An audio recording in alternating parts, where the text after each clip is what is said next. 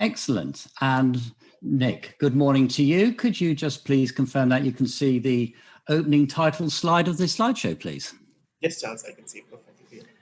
That's fantastic. Well, good morning to you all, and thank you for joining day 2 of the soft skills training program. And we are moving forward today with our activities and understanding of what it is all about to have a challenging conversation. But in particular today, we are going to look at the skills and techniques which are going to help you master a challenging, oh, there we are. Is that ready? Sorry, I just realized I have got that on. Can you see me now? Yes, Charles. I was wondering where you were. So sorry about that. I have a little device I use to cover the to cover the video with at times. Right. So yes. So it is all about the skills and top tips you are going to need, and which will help you have a good, positive, challenging conversation. Now, before we start and go on, I'm going to just review the quiz. And I hope you enjoyed the quiz and had an opportunity to do it and maybe discuss it with some colleagues. So we're going to go through the questions. I'll go through them fairly quickly and give you a little bit about the background of why. And then we also yesterday collated some of the questions we didn't manage to answer. So I'm going to take a few of those and I'm going to provide you with my views on that. Nick, you're raising a hand. Is that for me? Oh, no, Charles, let me just take care of that.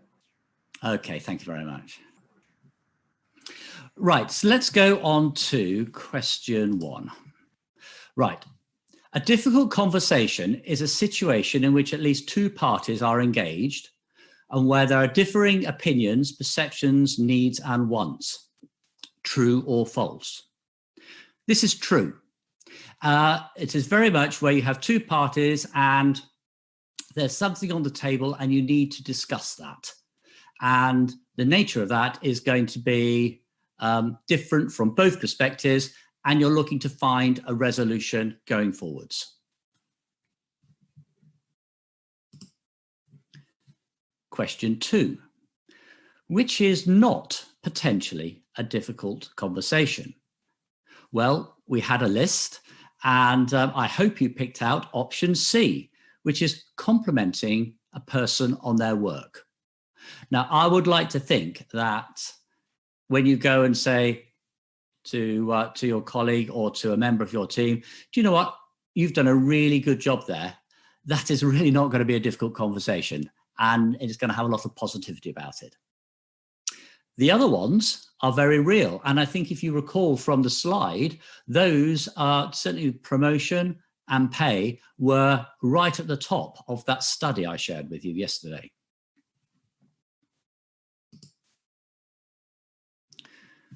Question number 3.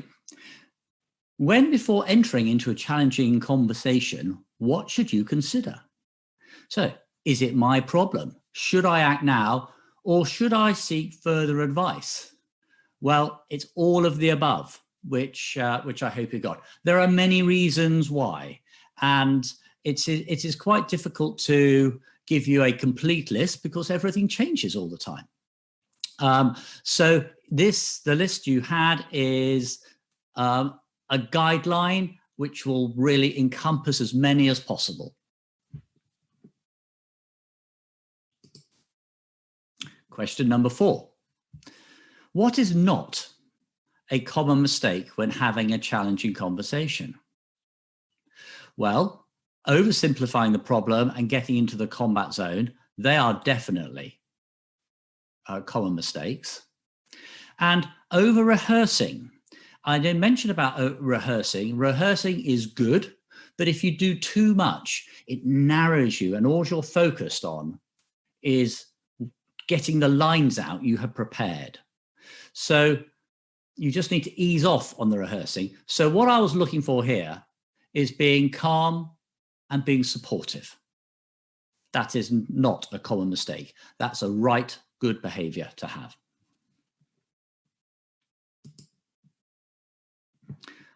Number 5. Now, a reactive communicator removes emotion from speech and chooses words carefully. Now, this, in my view, is false. And it's false because someone is, when you're a reactive communicator, you actually put in way too much emotion and you can let your words run away from you. So what we're going to work on today in mastering is the balance of that, the balance of getting the emotion in the speech right. And I noticed from the questions, there were some questions raised about that, which I'm going to talk to you in a little bit more detail about shortly.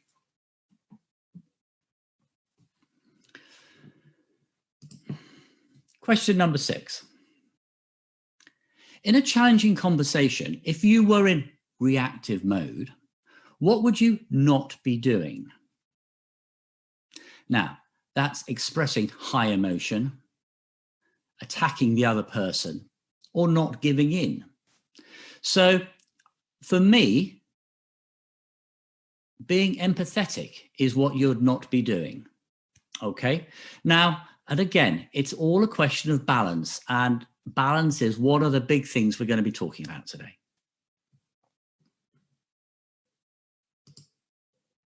Question 7. What is not a good behavior in challenging conversation? So we have being devious, finding common ground, being understanding, and accepting differences. Well, as you all got on the poll which we did the other day, it's actually being devious. It's really not a good behavior. It absolutely goes to the core of your integrity, and it's the first way to lose face in a conversation and respect.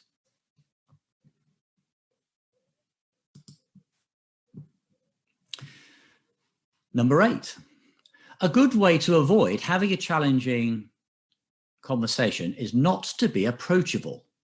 Well, I hope everyone put false to this, because if you want to avoid having a challenging conversation, people feel that you are approachable and they can come to you with issues they have and concerns and maybe problems. That's really good, because if you discover that that is a problem and you have to pull the person in and they were afraid to come to you because they thought you weren't approachable, it's already going to be difficult and emotions will start to run a little bit higher.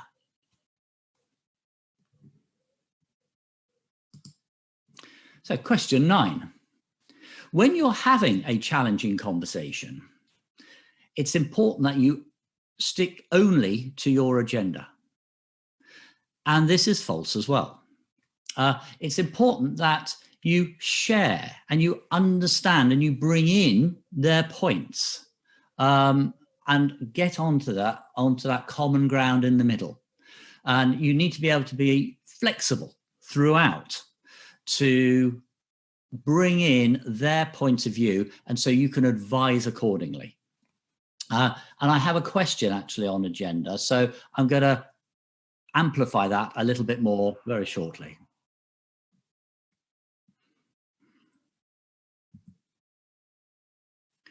Okay, and the final question is, when having a challenging conversation, it is always important to walk away with your desired outcome and enforce your credibility.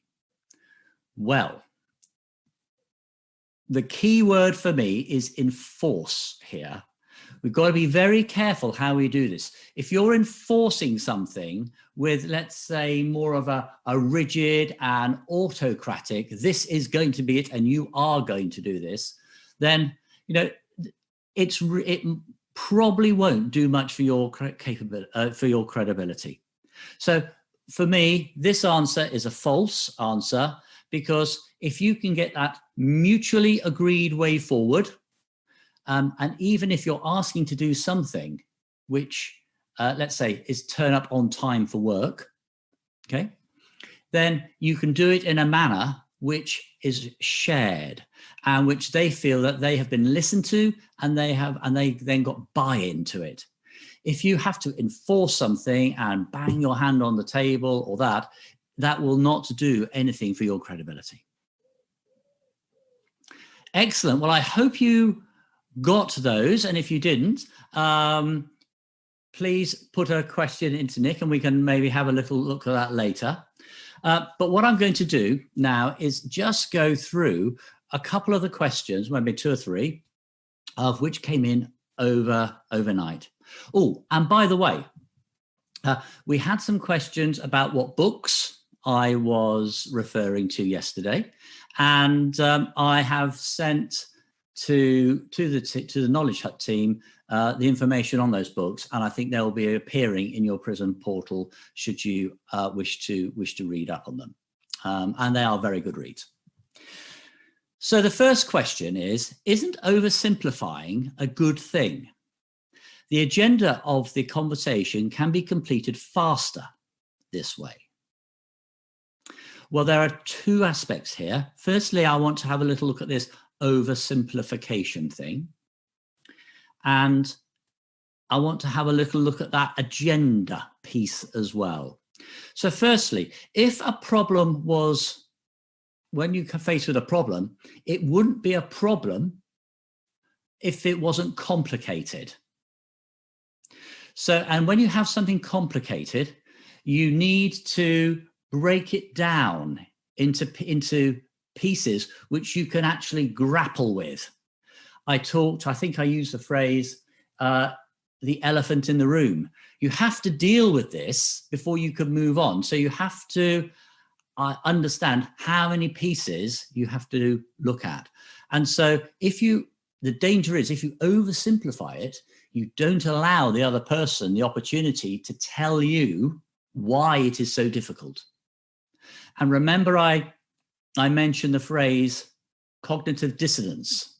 So that's when in psychology, we realize something is around us, but we don't think it's going to affect us. And therefore we act in a way that it's not there. If you oversimplify things, from my experience in leadership positions, and don't listen to what the people are telling you, then something will come around later on and bite you. And the other area about this is the agenda of the conversation. Don't get confused by the word agenda, meaning having, let's say a written agenda with all points on, and it's this. There's a place for those, and those are informal meetings. Here, what I'm talking about an agenda is more of a mental agenda. It's more of the key points you want to go through. So if you don't oversimplify and keep the agenda in your head and focused on the points you want to get out. Here's the next question. If someone is coming late but continues to perform well, would it be ideal to promote such behavior? ? Wouldn't this set a negative trend in the organization? Okay, so I think there might be a little bit of confusion possibly with the interpretation of this, but essentially, as you'll see later on, because I've got some more video, there are standards in an organization, and even if someone is performing really well, it is equally important and appropriate that they conform to what the expectations of the behavior is in the company. And therefore, you must reward good performance, but you must equally enforce the correct standards and policies which everybody has to operate. Otherwise, it upsets the dynamic of the team and the organization. And the final question I'm just going to respond on is this: getting too emotional during a conversation. If I were to express emotions and come across as a person who cares, should this be considered as a positive thing? If not, why? That is a really good question, because I sensed from that there might be a little bit of confusion between, as I called it, we had that square and we had logical to logical and reactive to reactive. And I was encouraging you to think when you go into a conversation, the ideal one is logical to logical. So you can connect together thoughtfully using your prefrontal cortex thinking. However, emotions are good. And I want to focus on you putting in the right positive emotion with the right flavor or the right amount of weight of either excitement or enthusiasm or concern or empathy. So yes, emotions are good in a conversation, but you need to balance it, because you can have too much of a good thing, because you could express negative emotion calmly and softly to say, yeah, that we are disappointed with this approach because we thought we were going to do something else. But you don't want to say it in a manner where, do you know what? We're really disappointed with that, and that's really upset everything, and I've got this and I've got that, and I've got my boss on my back, and he's got the customer on my back, and it's this and that. You're getting into too much. You can't have a logical conversation. So that's really what I mean about when we're bringing emotion into a conversation. Don't go to the extremes. Keep it in the middle. Because one of the things in psychology, if you want to motivate someone, you do need to connect with their reactive center. And I'll talk a little bit about more of that later. So I hope that's given you a flavor and a little bit more feedback.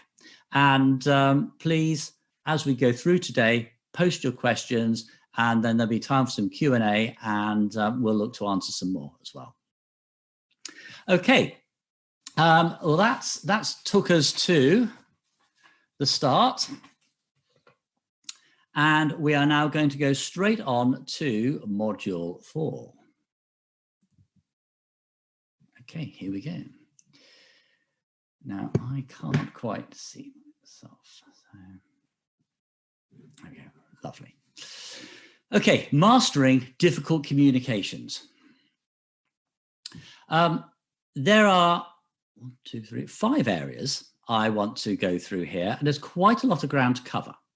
And hope today we are going to continue with the great interaction which we had yesterday. I really enjoyed getting your feedback on that and seeing it through the polls.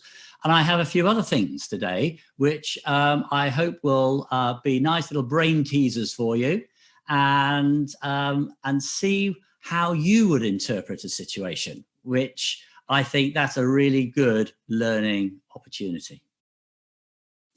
So let's get straight into the first piece. We're going to look at stakes and priorities. Now, a high stakes conversation is one where there is generally disagreement about priorities and desired outcomes, and what is expected there. Now, some people merely just asking for help is actually already a high stakes conversation, because the person maybe does not be comfortable in asking for assistance. And there was a question yesterday is, what do you do if you fear someone? And so from my coaching perspective, that is already someone going into a high stakes conversation. And therefore, if I was working on a one-to-one basis with them, then we'll be looking at strategies to help them overcome that. And later on, we are going to be, not today, but in the program, we're going to be doing some work on assertiveness.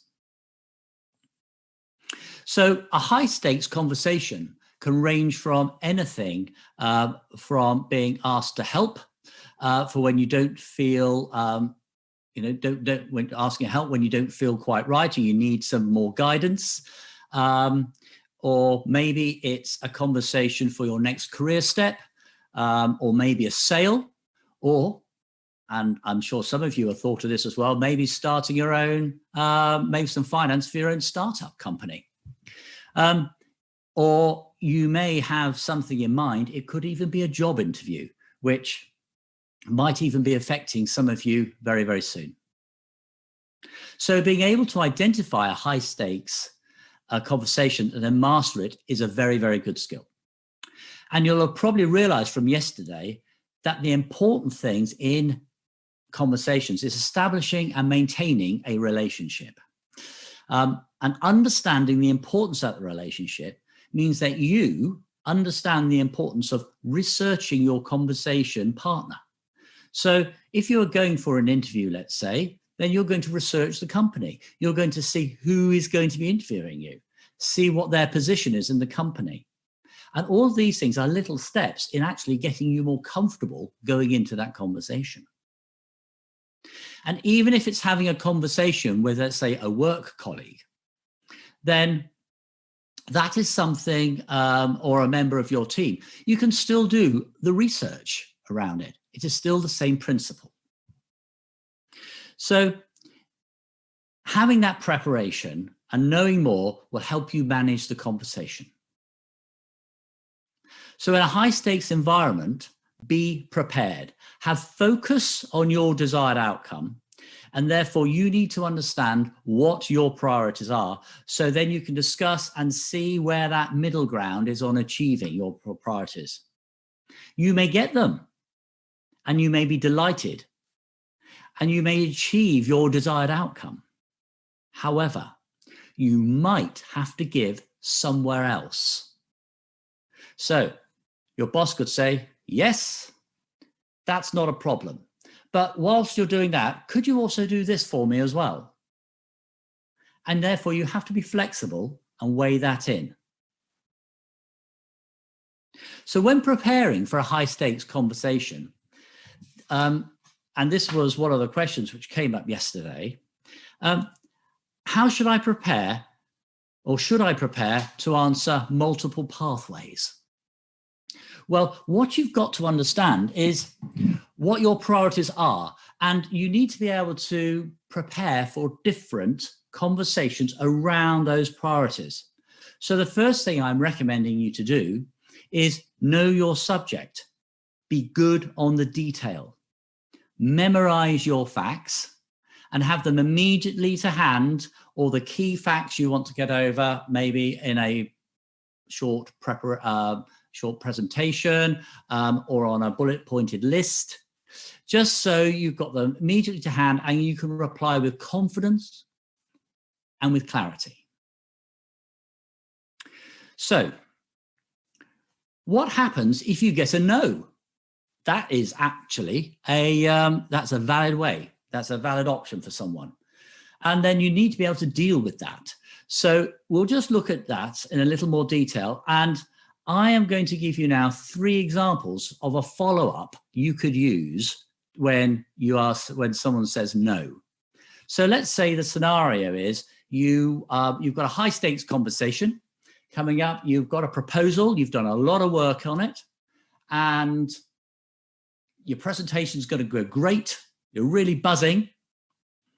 You do the presentation, and the person, the client, turns around and goes, nope, don't like that. Not doing that at all. Not on my agenda, not on my list. Thank you very much. You need to be able to deal with that.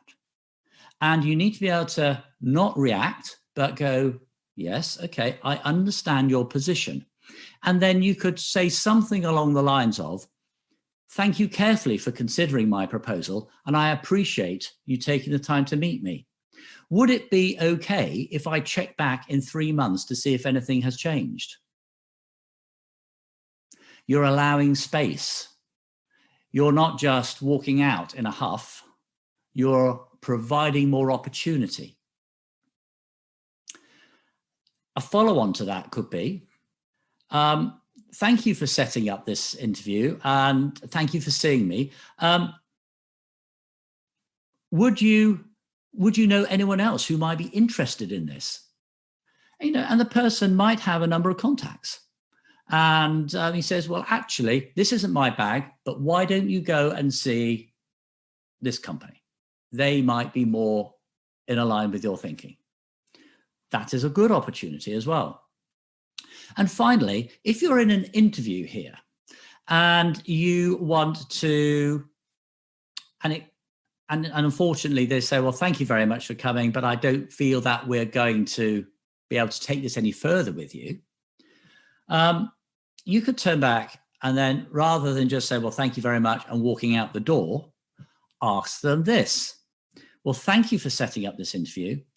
What recommendations do you have to make me a stronger candidate? Again, that allows that two-way, and it allows them to give you feedback, and feedback is so important in everything we do. So in a high-stakes conversation, when there's something on the table and you have a clear objective and there are priorities you need to juggle and sort out, give yourself room for maneuver. That's the key thing here. Be flexible. And that's connecting with your logical mind. But if you get what you want, show that emotional spark and say, thank you so much. I really appreciate that. And they'll connect with you. And it makes for a much stronger bond and working relationship going forward. Okay, body language. There's a lot of detail to go over today, and so hopefully I will be able to cover it in sufficient depth for you. And we're now going to look at the importance of body language. So body language is let's get on there. Body language is an outward expression and a reflection of a person's emotional conditions. Each gesture, each movement could be a valuable key to an emotion a person might be feeling at the time. Now, the key to reading body language is being able to understand a person's emotional condition while listening to what they have to say, and also the circumstances of which they are saying it. Now, in recent times, we had an obsession with the spoken word and about our ability to be conversationalists. But before that, and we're talking for thousands and thousands of years, we didn't have the power of effective communication through speech, which we do now. And so our ability to read body language and those signals comes way, way, way back through evolution. And I think you'll recall from yesterday, I said about 80% of our understanding of each other in communications comes from our interpretation of body language. The spoken word just sits on top. It's like icing on the cake. So, for example, you often see politicians using their hands to reveal the relative size of the issues in their mind. And you'll also notice that actually during this presentation, I'm actually using my hands and trying to be a little bit more animated to impress certain points, or just refer to when I want you to zone in on a particular aspect.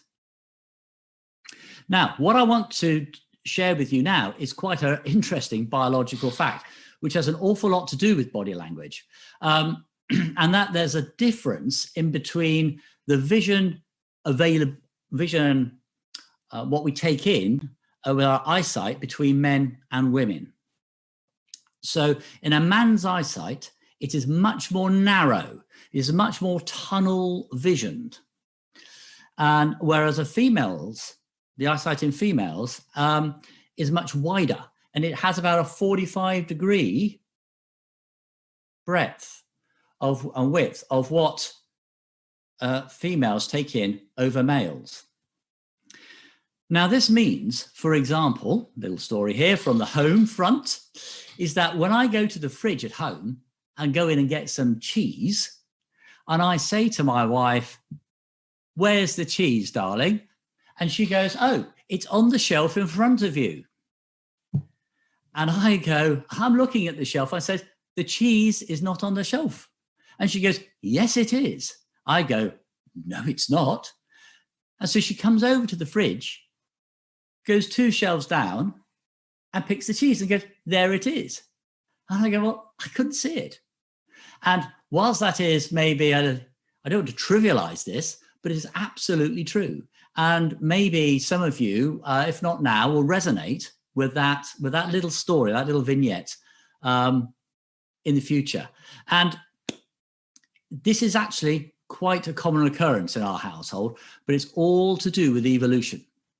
Now, what you need to bear in mind, whilst that was a mildly amusing story, it actually does have quite important connotations, because this has been identified that having this, so when you go into, let's say, an interview, and male or female, it doesn't matter which side of the interview panel you're on, or whatever, or in a meeting, if you're female, you will be observing more of the presenter than your male counterpart, and equally your male counterpart, you will not be observing as much. It's just quite an interesting fact. It's something to be aware of. So that's one point I was stressing on talking to interview candidates for roles, and how they're dressed appropriately in suits and ties and that sort of thing. But the other interesting thing is that studies have identified that females are far more perceptive in reading body language as well. And it's quite often that my wife will say, do you know, I didn't really like him at all, and I'd not even picked up any of the signals. So just something to be aware of. Now, I want to say a word on the second point on this, about the cultural context and cultural differences. It's really relevant because when you travel around the world, there are different practices and gestures which can be interpreted in many ways. So, for example, if I hold my hand up like this in Europe, it could be interpreted in a number of ways. Firstly, in Europe, it could just mean one. Sorry, in Europe, could be interpreted as two. In Britain, Australia, and New Zealand, it's most likely to be interpreted as one. In the USA, it could be interpreted as calling the waiter over. And this is the interesting thing, in Japan, that hand formation is an insult. So it very much depends on on body language and gestures and what you use. And there is a cultural difference. Now, but I want to make a distinction between cultural differences and the biological facial expressions here, which we exhibit on a day-to-day basis. Because what you'll find is that within body language, when there is a cultural influence, it is most likely to be in the greeting and the protocols of how you have the conversation or when you encounter each other. That's the bit which generally changes around the world. What doesn't change very, very rarely are the basic expressions of happiness, confusion, excitement, disappointment. All of these micro expressions are consistent across human beings and in their own way, the animal kingdom. I'm sure a lot of people have seen pictures of, grumpy cats and this, that, and the other. You just know what the interpretation is.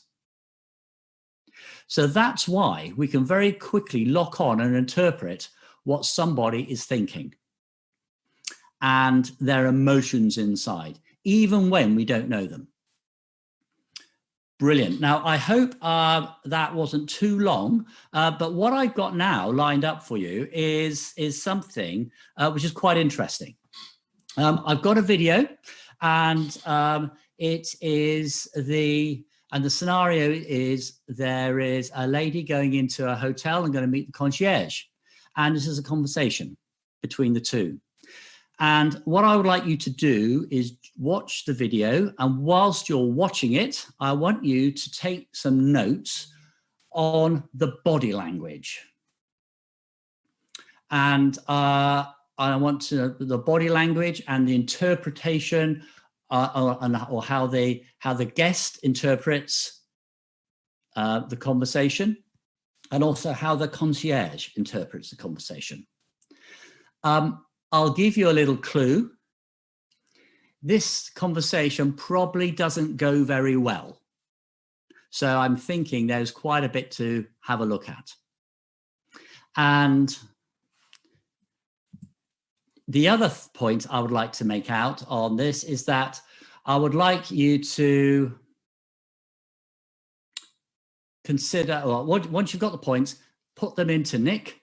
And then I'll be asking Nick if he could play back some of the points, and we'll discuss them as well. But really interested to see what you can come up with.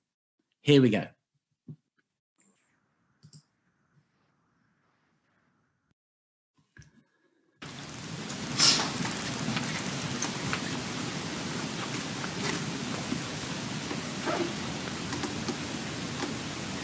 Hello. Hi.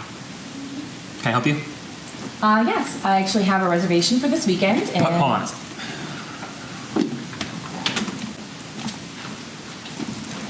What's the last name?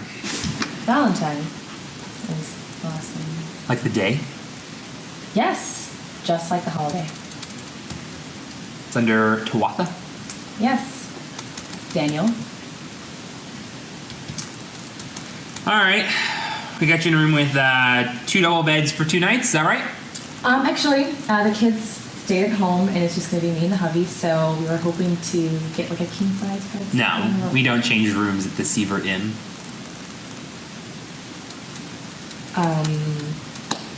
Okay, the double's fine. We'll just push them together, I guess.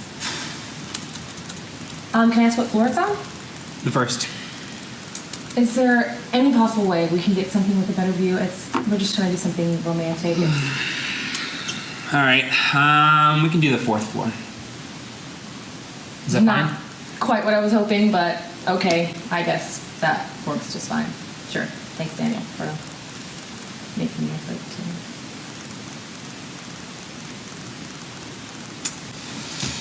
to. All right. How many keys can we get for you? 2 would be great. 2 keys. Just in case. Is there a Mr. Valentine? Yeah. So like 1 key for me, 1 key for you?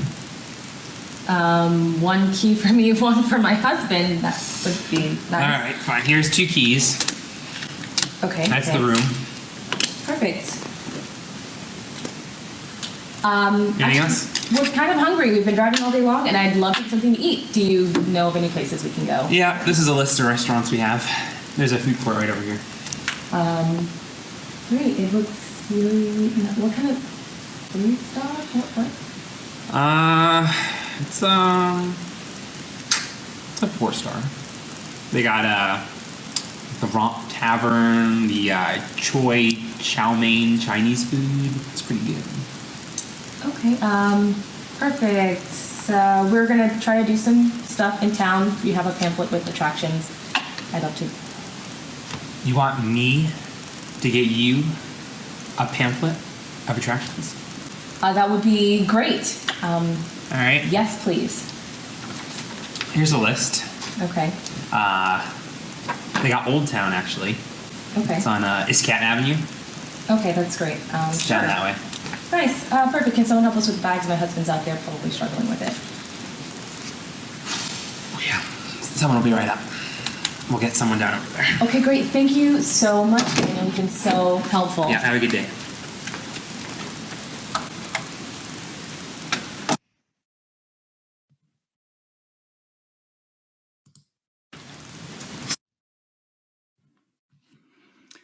Okay, everyone. Wow. What did you think of that? Nick, can you can you hear me clearly? Yes, I can hear you, Charles. Excellent. Now, I hope everybody that you have just not had an experience like that in a hotel. Wow. I think I would have probably walked out and gone into the opposite hotel across the road myself. But anyway, that's not what we're looking at today. We're looking at body language. Now, before we go on to this next slide, what I'd like to do is, Nick, what observations have we got? So let me bring the first observation. by Malik. Okay, so he's noted down a few points, and here you go. The man has interrupted her, first point, and the second one being he seems annoyed. The third one, the movement of his arms, and the fourth one, his eyes are annoying because of her. But why did you Yes, stand up? Is the last one. So he made a few really. observations, and he Yeah. was Yeah. Now, when he stands up, that's interesting. Has anyone else commented on about what they feel when he stands up? all right. There are a few. He is being very treating her very badly. There's one, Hmm. and then one of them found this is from anonymous. He finds his behavior egoistic, and he's being a flirt. Yep. And another one, he was quite just straightforward, being rude with her, and he interrupted her multiple times. Yeah. Interrupted. Yeah. Excellent. That's really helpful. I'll just discuss now about the concierge, and then if you could just look at maybe some of the feedback on the guest, Nick, and I'll come to you in a minute. Sure, let me just do that. So Malik and everyone, thank you for that. That's really good. Boy, was he annoying. Crikey me. Everything about him was, I think a word is odious, which really is, ooh, I just don't like you at all.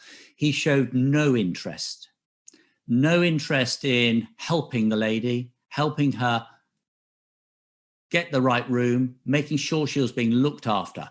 But it was how he did it. And excuse me, I actually was thinking, should I just turn the sound off for this? And so you have to interpret the body language and what's going on. But I think you will. I think it actually was better with the sound. But little things I want you to point out. It was how he was sitting down. Oh, his attitude. Oh, at times he was pointing at her. Do you want me to help you find something to eat? You know, all of that was just so objectionable. And it wasn't right. And so, yes, he was on an ego trip. He just couldn't be bothered. He was rude. He just was doing the bare minimum. Now, interestingly, I just think that this is also a difficult conversation. This is a challenging conversation here because the guest has to deal with this. So, Nick, let's just see, before I go on to the guest, what points do they have about our lady guest? So there are a few comments about Miss Valentine and how amazingly she handled the situation. Mm-hmm. So one of them being a very noted point is from Osama when he throws the keys at her. You see that she picks it up from the floor, and yet she remains, constantly in control of her emotions. Yeah. So this is from Osama, and another one is from once hold down. I'm having trouble pronouncing his name. Amuji. Even Okay, though Amuji. the receptionist Daniel was, treating her badly and acted flirtatious with her, she kept her calm. And pretty much most of the general feedback of the woman in the picture, which is Miss Valentine, is that she remains logical and calm throughout the session. Yeah, brilliant. Absolutely brilliant. Yeah. Okay. No, thank you very much, Nick. That's really helpful. Great observations, everyone there. And now I hope you can actually now start to see the difference of communicating logically and calmly against someone who is that was a reactive mode by the concierge, Daniel. Oh, couldn't be. He was not interested. And Miss Valentine, yes, calm, measured, polite, didn't rise to the bait, and I think she had to hold herself in really, really tight at times because, wow, I think a few things were on the edge there. But she handled herself very well. And you could tell that because she didn't then move into the desk. She didn't do any gestures which would indicate that she was overreacting. Nice and calm, measured. Remember, I used the metaphor yesterday, be a sponge, absorb, then ask and engage. So that's that. Really, really very good. So here are some common gestures, and they actually are mildly related to the picture you can see there. So towering over someone. If you tower over someone, then that is an indication of being very dominant. So the top tip here is always speak to someone at their own level. If someone is sitting down, pull a chair up and sit down and be at, say, my level. Don't tower over them. It doesn't work, and it gives them a feeling of being intimidated inside. Folding arms in front of the body, like that, and probably being accompanied by a bit of, a bit of the gestures which are just demonstrating, I'm not really interested here. I'm bored, I'm tired, and I don't really want to hear anymore. Now, what happens is that you may not start doing that first time round, but that it'll be an unconscious action. And just watch yourself.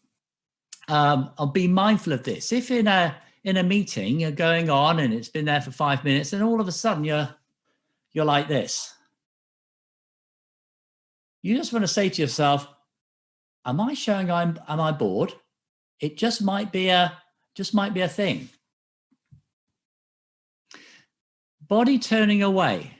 So if you sort of turn your way and you're having a conversation with someone here and we're having a chatting and I just turn away like this, we're not really engaging, it's not really connecting with us. So that's a point.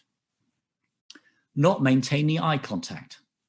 It's very important to keep on eye contact. And this is not a big stare. It is not a glare into someone's eye, but it's just maintaining nice, relaxed eye contact. Sitting slumped with your head down, like this.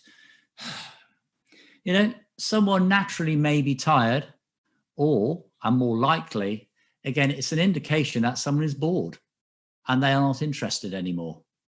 Equally, so is gazing into space and writing or doodling.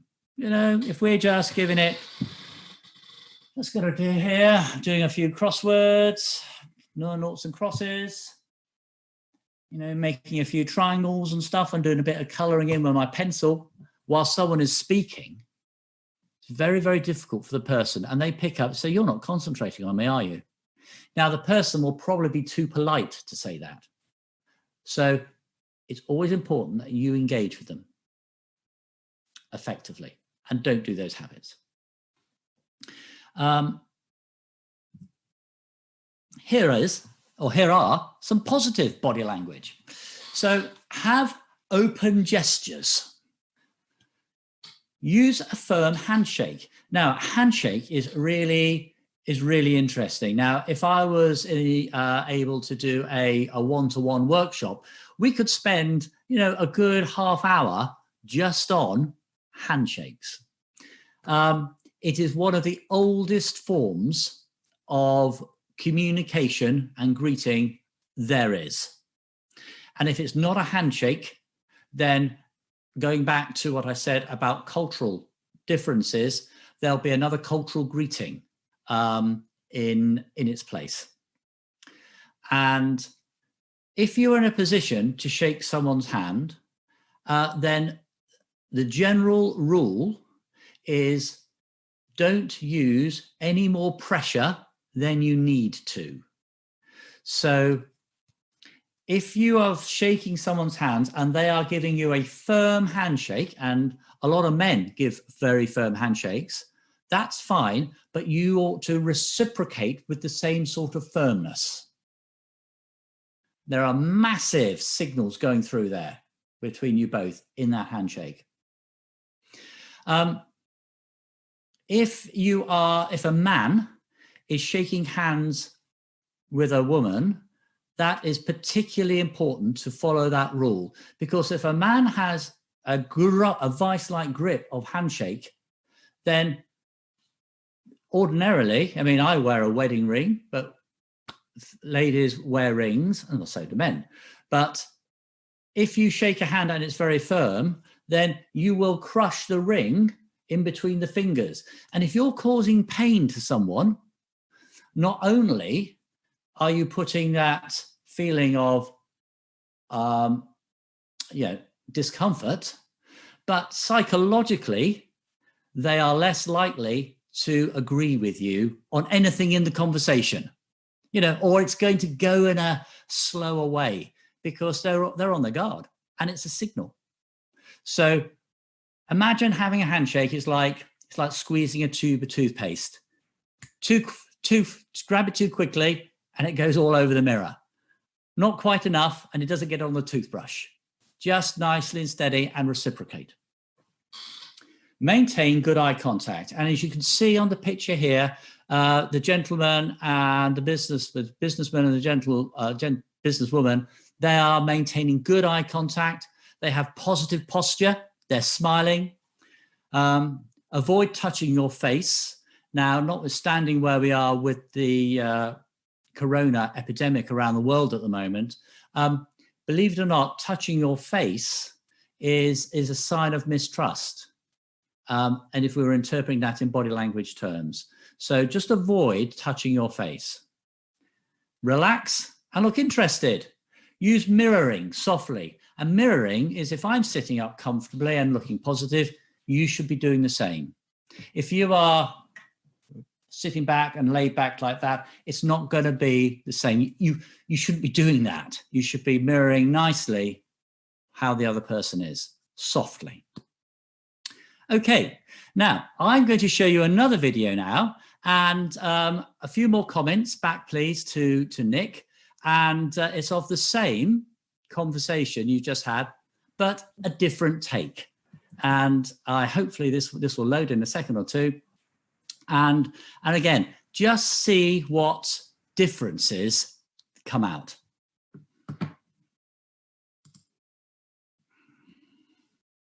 Action. Hi, good morning. Hi. Welcome to the Seavert Inn, where the magic happens. Perfect. I just wanted to check in. I have a reservation for the weekend. Yeah, absolutely. My name's Daniel. I'll be happy to help you with that. And what's the last name? Valentine. Valentine. All right. So you guys celebrate anything special while you're here?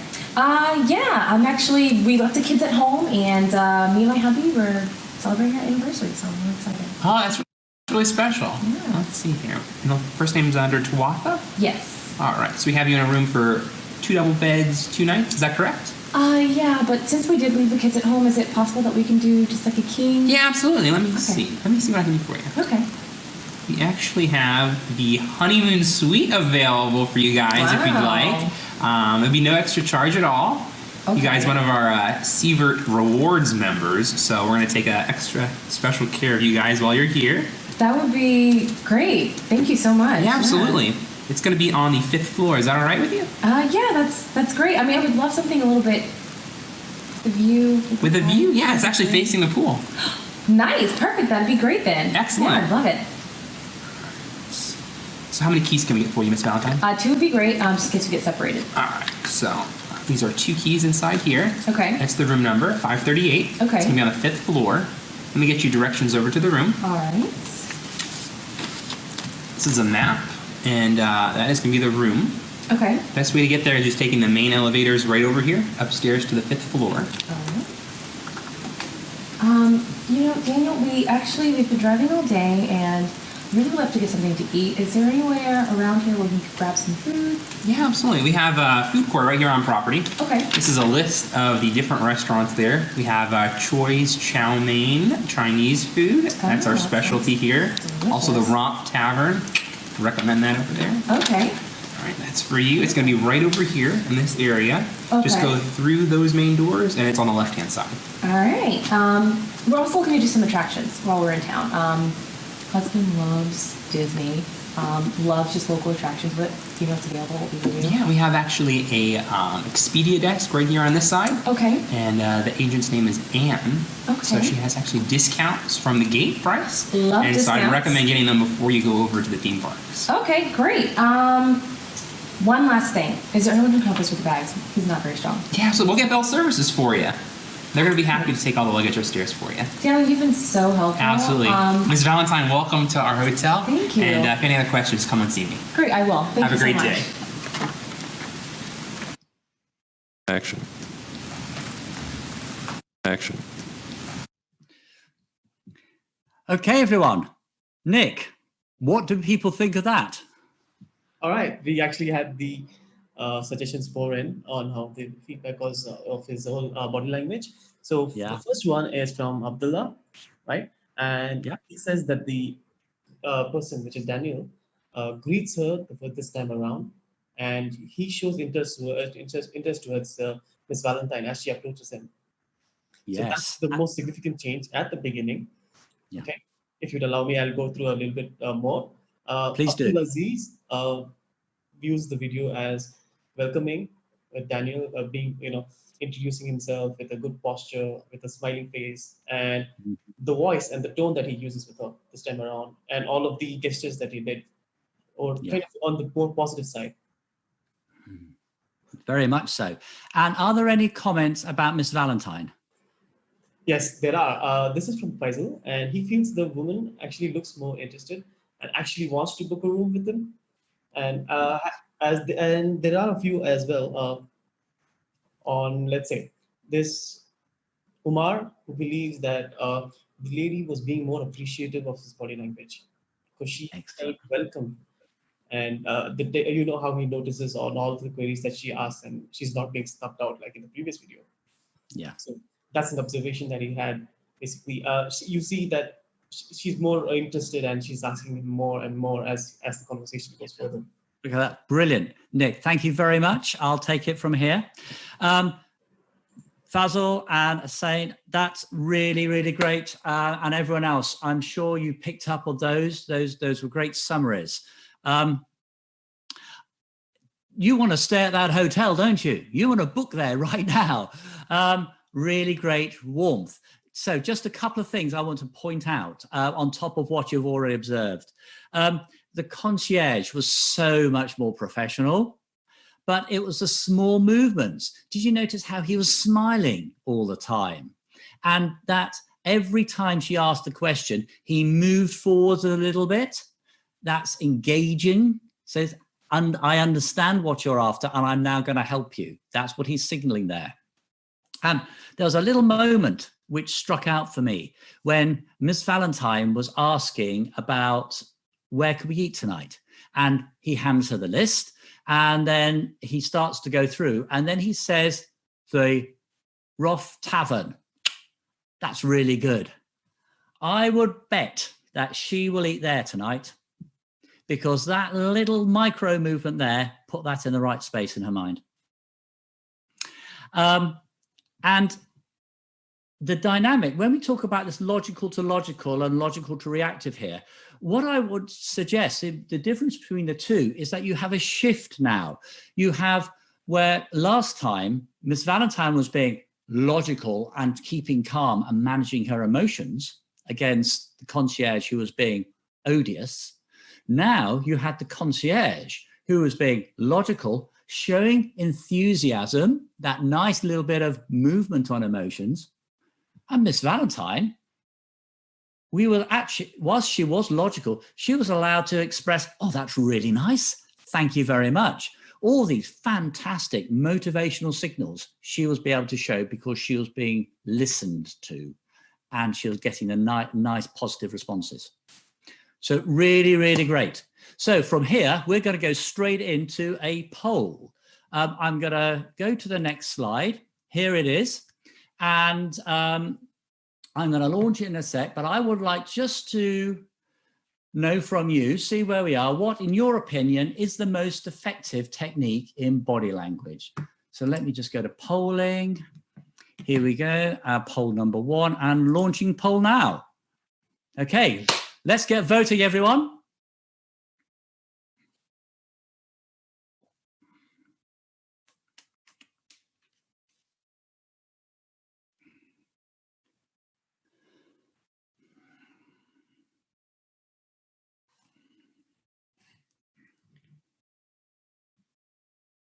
Okay, Nick, I've seen any indication of anything coming in on the poll yet, unless people are just still reading and digest. Oh, here we go. Wow. Just as I mentioned that, boom. It's all coming in. Look at that. That's immense. Really great. We've got two just inching out nicely. We've got two front runners.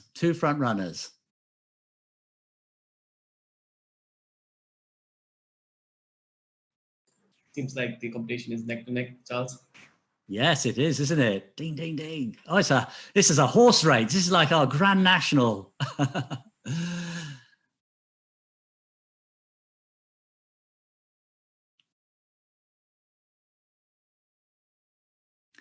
Okay, that's really good. I'm just going to hold it for another 10 seconds. We've got a few more coming in.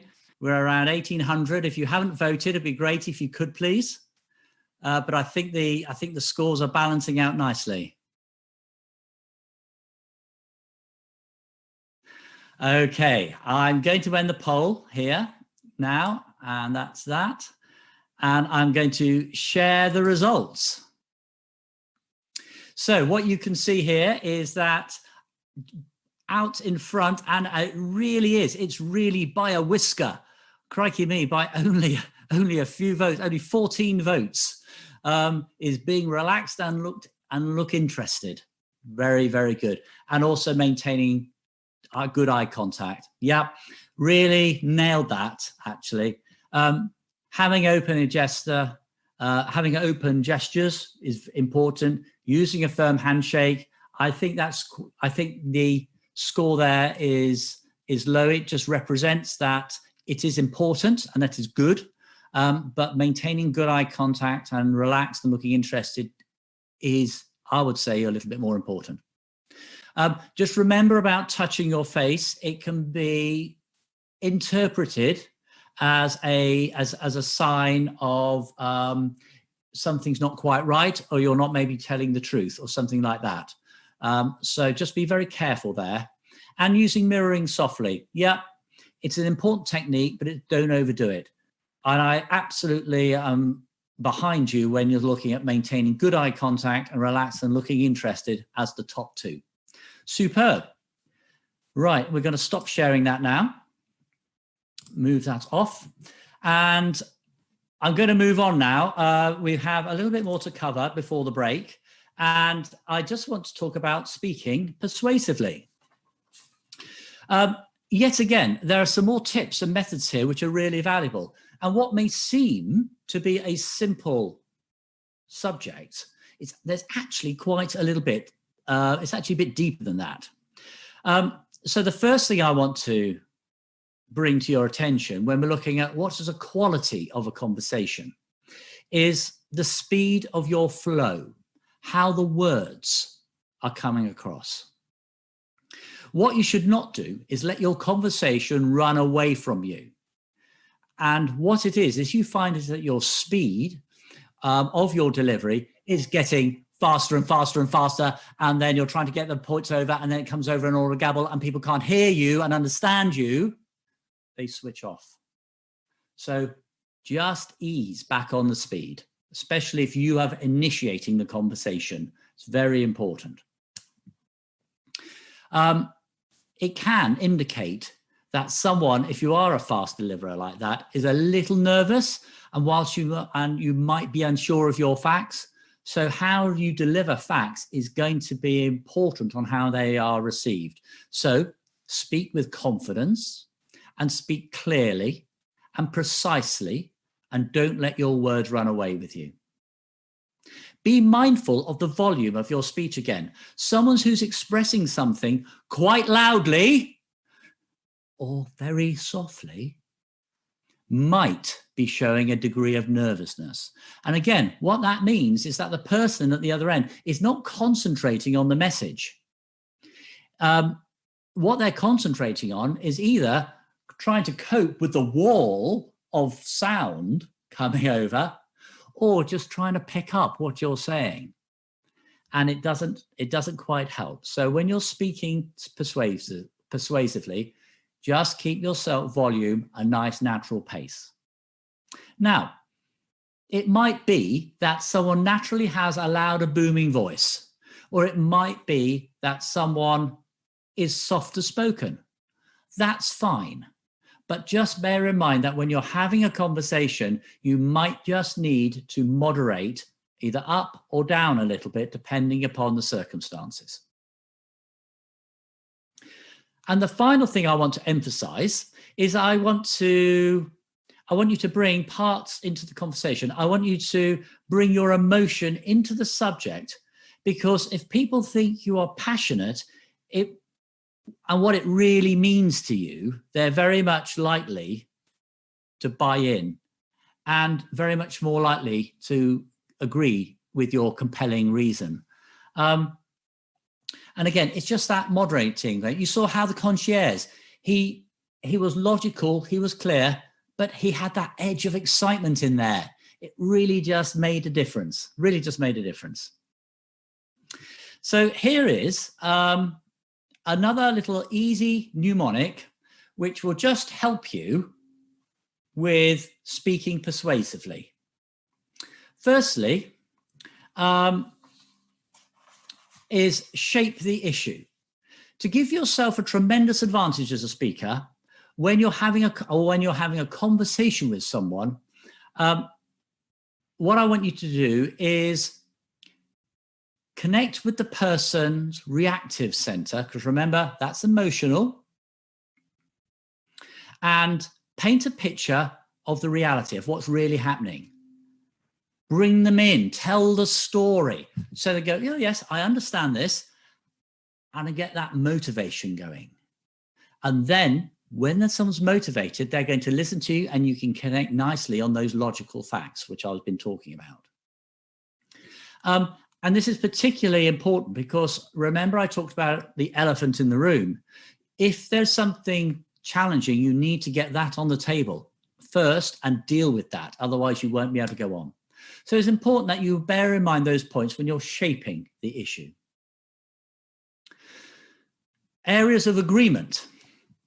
Now, this helps overcome resistance in conversation or your audience, and that's establishing the common ground we spoke about yesterday. They'll be much more likely to view you as a person of integrity, and this is especially important if your views differ greatly from theirs, if you're struggling to find that middle ground and that area of agreement. And so when we talked about the question was being oversimplified, you're in that danger now. You're in that danger zone of not getting into what you need to agree on to talk about. And if it's a multiple subject with complexity, you need to pick a small piece. Agree, we've got to talk about that, deal with it, and then move on to the next. N stands for new approaches. And people will resist an idea if they think they've heard it all before. They've heard the arguments. You can't tell them anything new. Oh, it's been done 1,000 times. If it's been done 1,000 times, there would not be entrepreneurs on the earth. Go in, surprise them, be bold, say, this is a new approach, this is innovative. You'll grab their attention very, very quickly. And finally, E, that emotion. It's a key recurring theme with soft skills. And you hold beliefs. And if you think they are the right beliefs and they correspond to your values, and that involves always a very high, strong emotional component. So if you want to change other people and speak persuasively, don't go straight in with statistics and pie charts. Connect emotionally. I'm going to end this session with a quick story about Richard Branson and how he started his Virgin Airline company.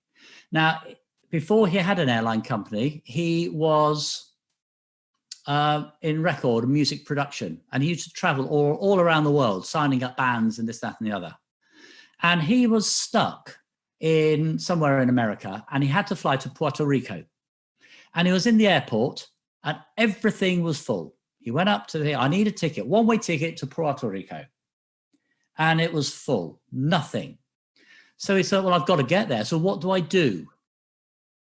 So he found out how much it was going to cost to hire a plane, charter a plane. He did the maths and worked out that if he sells the tickets at $40 a seat, he'll make money. He hired the plane and he got a bit of board or cardboard and stood in the airport with it written on, one-way ticket to Puerto Rico, $40. I'll speak to me. He sold the tickets. He got to Puerto Rico. He says, and it's very funny, it's on YouTube, and he says he thinks he might have done the maths a bit wrong. However, based on that, he got to Puerto Rico. He then did his business there. And when he got back, he phoned up Boeing. And he said, he got hold of Boeing and they said, who are you? He goes, I'm Richard Branson. And they said, oh, what company are you from? I said, well, I'm from Virgin and I want to buy a 747. And after a little while, they went, okay. And they sold him a 747 and Virgin Atlantic was born. And so it's possible. Have a passion and put that into what you believe in. And it's amazing what you can do. Okay, we've spent quite a bit of time this morning on some very important fundamental things on mastering a difficult conversation. It'll be a little bit more pacey after the break. But Nick, I think we've got a couple of minutes. Very happy to take a couple of questions, please. Oh, okay. Here's one chance. This is actually a suggestion that they are posting in. So is there any book recommendations that you have to understand body language, on how to read body language? Yes, there is. I'm just going to literally move off my desk and I'll be back because it's on my bookshelf.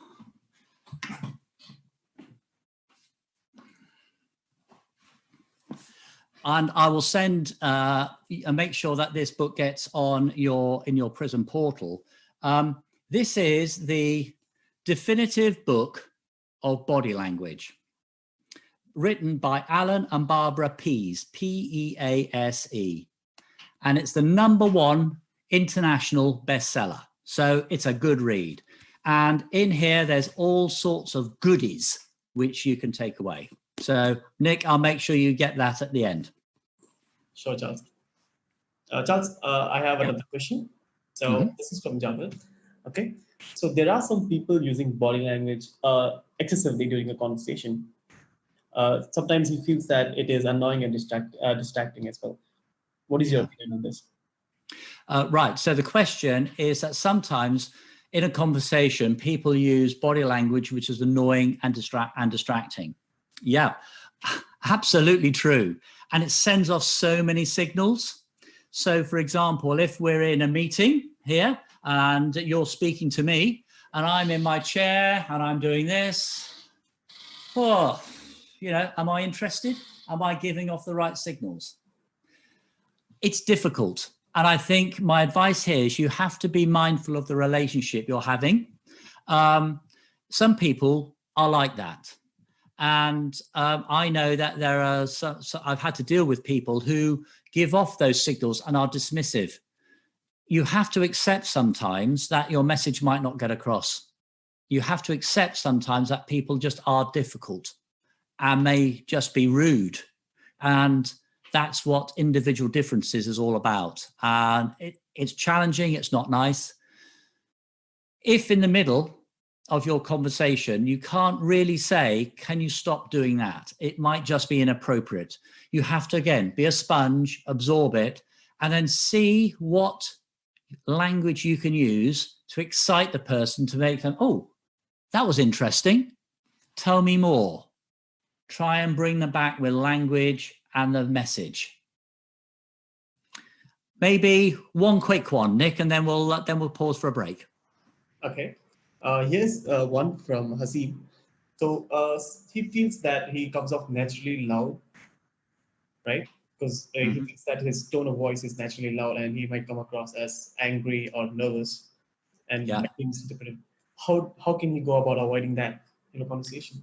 Yeah, sure. That's a very, very valid question. Thank you for that. Okay, I would recommend that you do two things. Firstly, make sure you prepare and just manage in your mind to say, sometimes you can get a little bit more vocal, let's say. Just be mindful and set yourself a goal for the next conversation where you think that might happen, and say, in this conversation, I'm going to ease back on my speech or on my volume here. So that's the first thing, set yourself a goal. And the second thing is, if you've got someone you can trust and a friend who's also in, let's say, in the meeting or whatever, just say, look, I struggle with this. I'm going to try and moderate it. I'll value your feedback afterwards. It's a big thing to do, but it's really fantastic because, one, you're practicing something, you're asking someone to help, and you're strengthening a bond between you and your friend. So that would be my recommendations. So Nick, thank you very much. Everyone, thank you. I think we'll reconvene in 30 minutes, please. And yes, and have a good break. Thank you. Excellent. Well, thank you very much. And welcome to part 2. We're going to cover more topics now to how you can have a great, constructive and positive conversation, whether it is in your day-to-day relationships or even in a more challenging scenario. And where we're going to start now, we're going straight into active listening.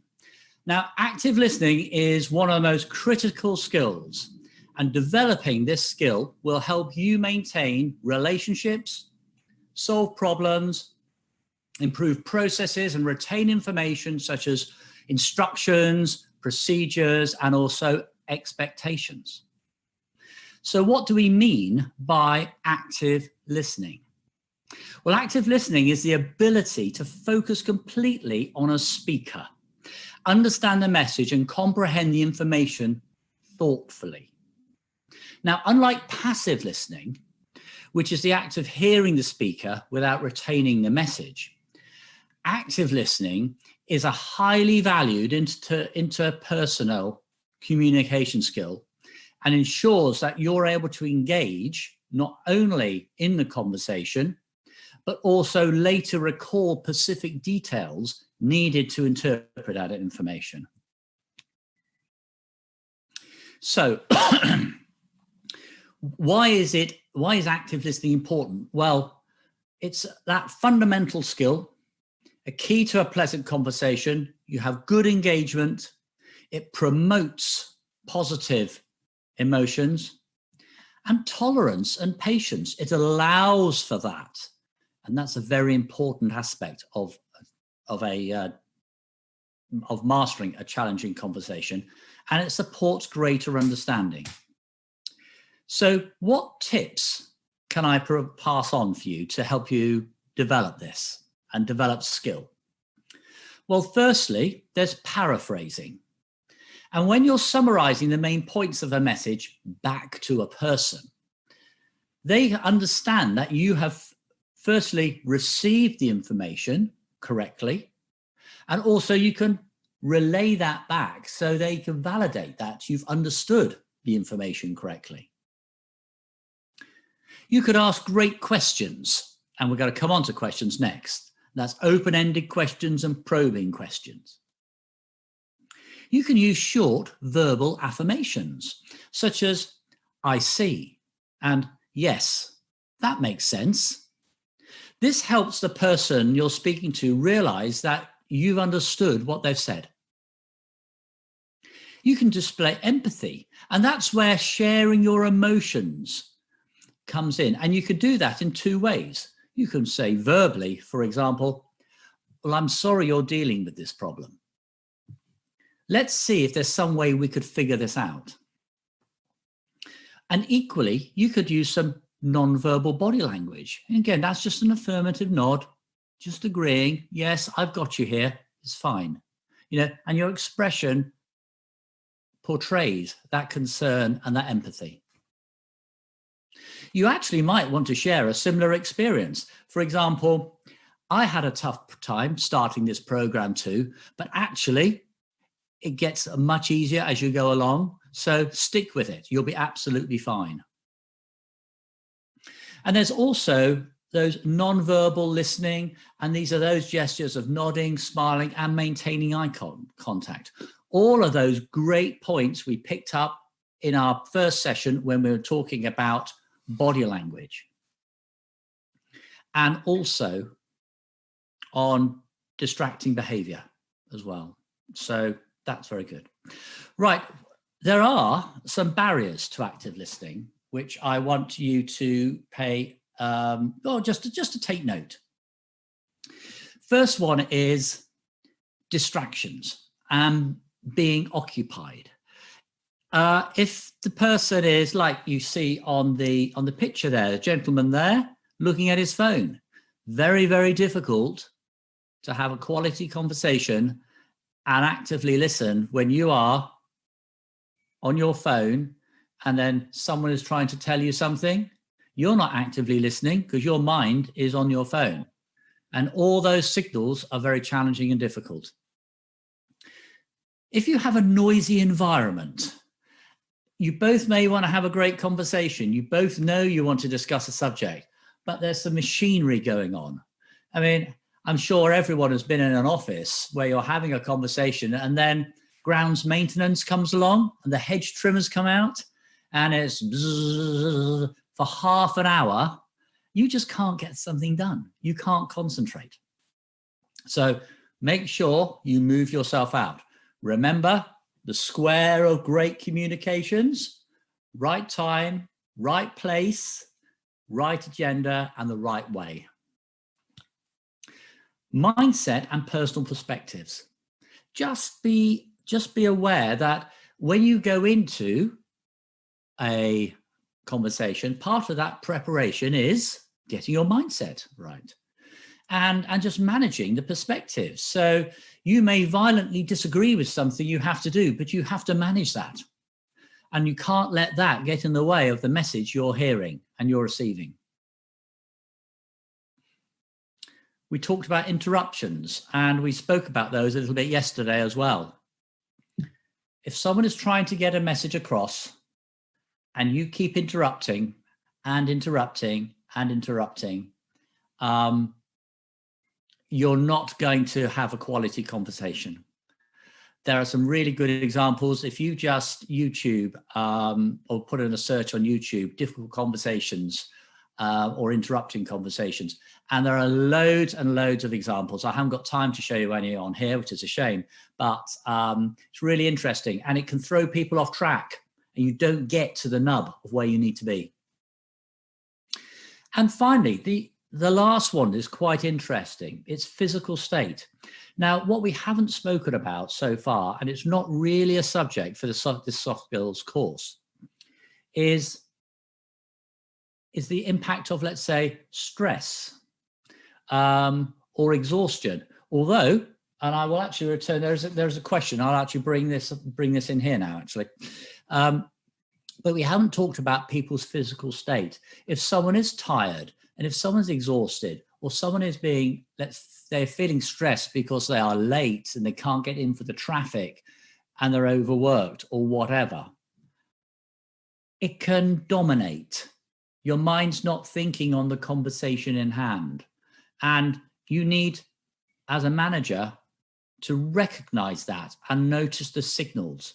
And that's why being approachable is so important. Now, there is a question coming on from that. It says, let me just find it here from last night. As a person is more sleep deprived, his or her chances of reactive speaking increase. Do you agree with this generalization? Yes, I do. And if I was working with a client on executive coaching, one thing what I do is you just don't focus on a single item. You have to look at the person as a whole. And one of those areas is sleep. Are you getting enough sleep? because a person does need to have quality sleep at night. And if you don't get it, the brain cannot travel through its cycles of light and deep sleep and rest and recharge itself. And you know that when you are under pressure and you wake up in the morning and you still feel tight inside, it does have an effect. And so just manage that and monitor that. You might have to manage that in yourself, or you might have to manage that, help manage that in the individual and recognize that they're tired. So I have another mnemonic, and you're probably glad they're all on the slide so you can refer to them.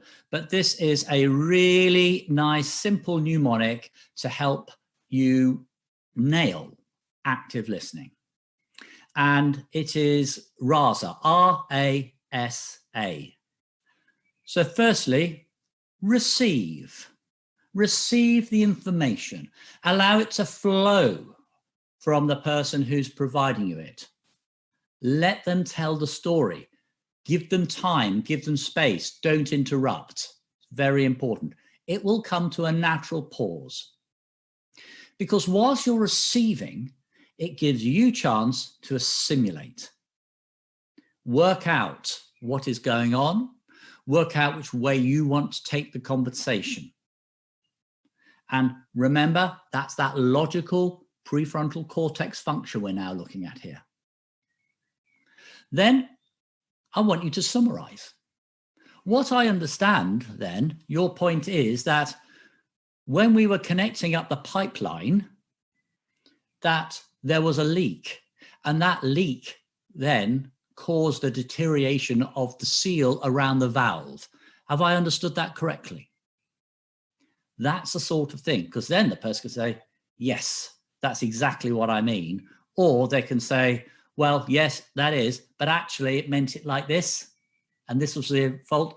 It gives that time just to validate. And then ask a great question.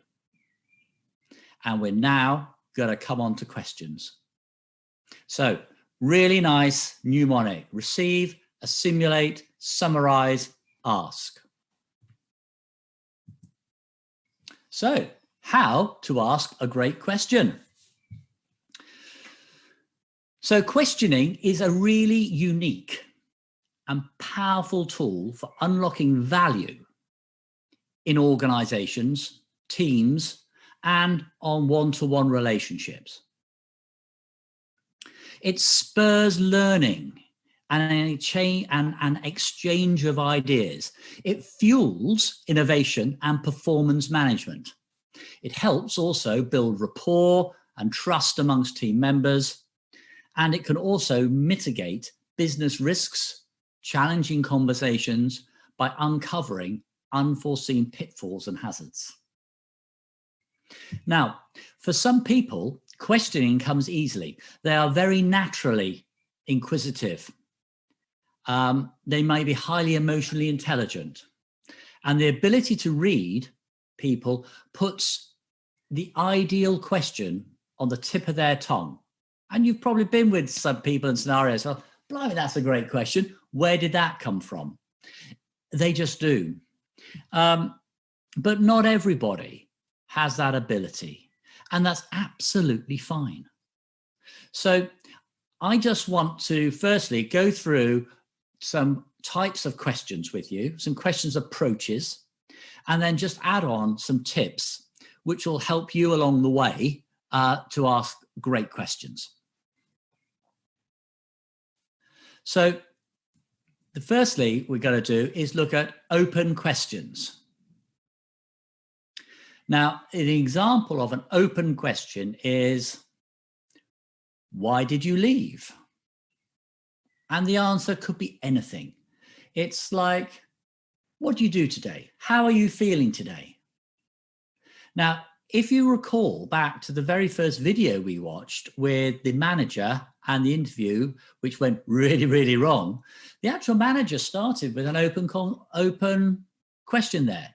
I think he said, how's your family? It's fine. It's nice and neutral. A really good thing, though, a good top tip with open question is try and make it a bit more interesting than the weather, family, pets. You know, find something about their work or their hobbies and something, and that's knowing the person. And if you don't know the person, that's where your research comes in. Bit of LinkedIn, see what they're posting, see what they're interested in. Now, the benefit of an open question is that it encourages people to to talk freely. There's no restrictions, and it can go in any direction. And that's fine, because at the start of conversation, you want to be big, broad. Allow that information to come, and then you could start to narrow it. We can start to funnel it down. But with every question technique, there are drawbacks. And so just be careful in a conversation that asking an open conversation in a, let's say, more focused conversation can allow drift, too much talk, and you can have difficulty in maintaining control. It's something when I've done some training with some sales teams, and you can get patter, and that's absolutely fine. But if the customer just wants to keep talking, you actually have to keep them on track. If you only have 20 minutes, you do need to keep them on track, and so just be mindful of that. So open questions, really good at the start of a conversation. The opposite is, of course, a closed question. Now, a closed question is really, really tight. You're inviting a binary answer, yes or no, black or white. There are no shades of gray here. So, for example, what time did it happen? And if the person's not very communicative and not really wanting to offer anything more, they're going to say 10:30. Then the ball comes back into your court. You're going to have to ask another question. So just be mindful of asking closed questions. There is a place, and I'm going to come on to that, but don't close yourself down in a conversation by asking those sort of questions first. Keep it open. So you can see the benefit is when you do need to verify specific information, but the drawback is it's unhelpful, and especially when you're dealing with feelings, and it limits that conversation.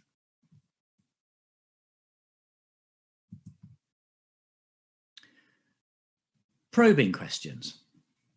So here we have something which is much more interesting. Example, why did you say that? What would that mean?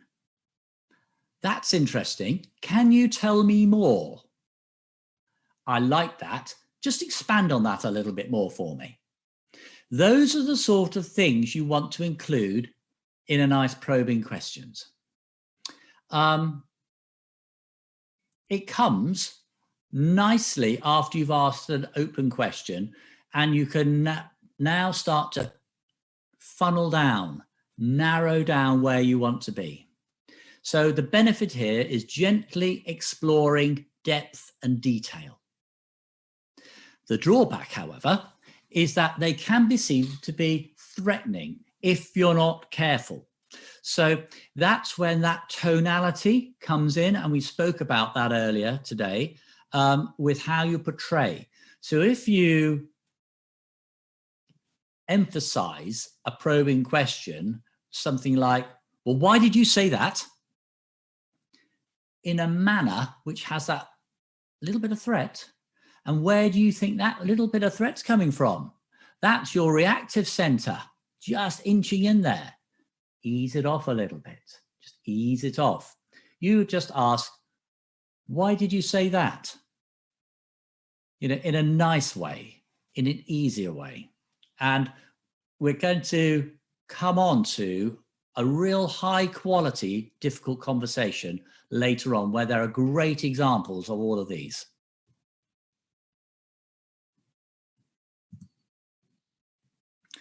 leading questions. So there is, the theory goes, when you're in a conversation here, you shouldn't ask leading questions, because a leading question is trying to bring that person around to your point of view. Okay, and it's not even persuasion, it's coercion. You shouldn't ask a leading question. Let me just think of a good example here. So let's go. I know you took the car out the other day. I know that wasn't a good idea. You knew I needed the car then. Don't you agree that was the wrong thing to do? You know, you're inviting the person to agree with you, you know, and then you're leaving them no room for maneuver. And then they turn around and go, well, but I needed it. And, you know, it's really going wrong. It's not the right place to be. You need to go back into the probing questions and working around that. So when to use the questions. So start with an open question. Bring that down to the points you want to speak to. And, you know, it's going to be fairly obvious. You know, it's really going to be fairly obvious. If you're going to be talking about widgets, it's going to be about widgets. It's going to be absolutely fine. And then you can start to use, as you get further down and you're both coalescing now around ideas and you're getting that agreement going, you can then bring in a closed question, or maybe a more confirmatory type closed question. So, and it's not, well, we agree on this, don't we? That's more of a leading question. We can then say, well, can we agree that this is the problem and the solution's going to be based around this? You're using nice, soft, inviting language to bring somebody in. That's really nice. And you can still do that with empathy and support and understanding when you are dealing with really difficult conversations. And you'll see that in the video clip I've got right at the end of the presentations today. So, building your toolkit for a successful conversation. Wow, we're pouring everything in from this morning now into this. Firstly, I want you to be thinking of that square of right communications. Really important. Selecting the right time, the right place, and the right agenda, and the right way. Really, really important. I then want you to look at the conduct of the conversation. Okay.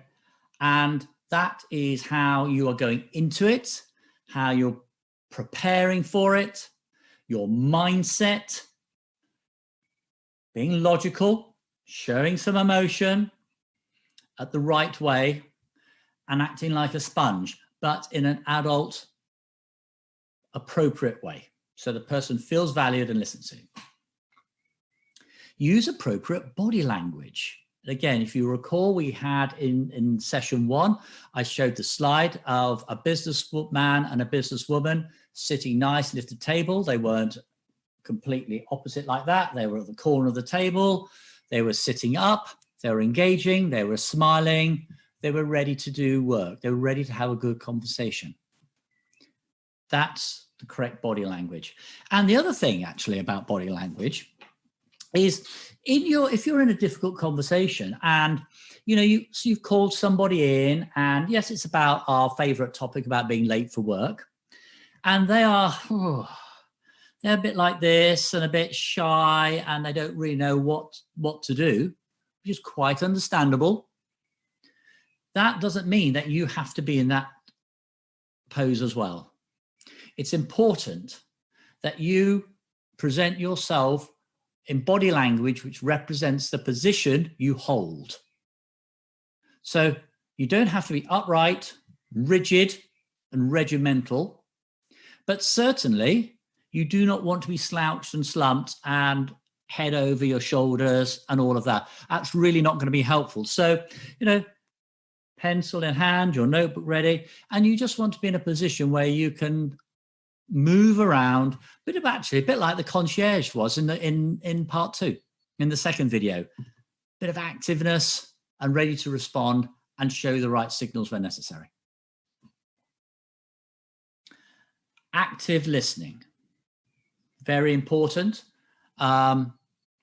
Remember the mnemonic: receive, assimilate, summarize, and then ask a great question. And then you've got that question technique, that funnel, which I talked about. Open questions, closing, probing questions, bringing round to a closed question where you can agree on something, not doing leading questions. And then finally, choosing to have the conversation. We've done all of that, but remember, you have a choice of how you have the conversation and then type of conversation you have. So there's a toolkit, and we're going to move on in module 5 about going live and coalescing that a little bit more into a framework. But these slides are always there for you to refer back to. Okay, Nick, we are going to go on any questions. I've been waffling on for a little bit, which I know has been a bit heavy, but there are some important things I want to get across. So have we any questions coming in? Yes, we have, Charles. Charles, before we go ahead, I have been receiving a few queries from the participants that they are unable to view your video. So I'd like to address that before we go on. So guys, if you are unable to see Charles's video feed, I'd like to ask you to just probably exit the full screen mode and probably you can see his video footage now. Okay, so now moving on to the questions, Charles. Yep. This is a question from Suhaib. Suhaib asks, what if someone is continuously interrupting my speech? What is the right thing to do? Right, right. So the question is, what do I do if someone is constantly interrupting my speech? Yes. Right. Okay. It's depending on what the context is. Okay. Now, so let's look at a couple of scenarios. If you are giving a presentation and you have quite a large audience and someone is constantly trying to say something to you. Now, in one sense, that could be deemed as heckling, and it could be deemed as quite rude. And sometimes you find that actually peer pressure around that people actually gets them to shut up. So the problem goes away. But let's not assume that happens in every circumstance. You need to be bold here and polite. And one of the mechanisms of dealing with that is to say, I know you have some questions. I'm very happy to answer your questions, but I will do so in the end. Please, could you wait then, and then I'll return to what you have to ask me. So you just pause, you deal with that little micro moment politely and professionally, and then you come back on your subject. And actually, sometimes that's quite good, just to practice that. And if you are having a rehearsal, you could have someone do that during it. And so you've just done it. It's a lot easier if you've just had that little bit of rehearsal and then you're ready to do it. If you are in a meeting, let's say just a one-to-one like we are now in office, a constant interruption might be an indication that someone is not quite understanding you. So you might want to say, look, I know you seem to have a lot of questions at the moment. Is this the right time? Do you want me to come back later? That might be an option. Or, have I explained this clearly enough? Would you like me to go back on something? Because you might have come in too high up level. They may want to go into the detail. And that piece there, and so this is why this is such a great question. We're going to, on day 4, we're going to look at the individual differences, and that's what we call in psychology personality behavior. So there's a little bit to look forward there, but I think that's a couple of options, maybe 2 or 3 options, which I hope has answered the question. Nick, will we have another question? Yes, we do, Charles. So the other one that I have picked out is by Asil. Okay, Mm-hmm. and the question goes: some people think that giving space is a weakness.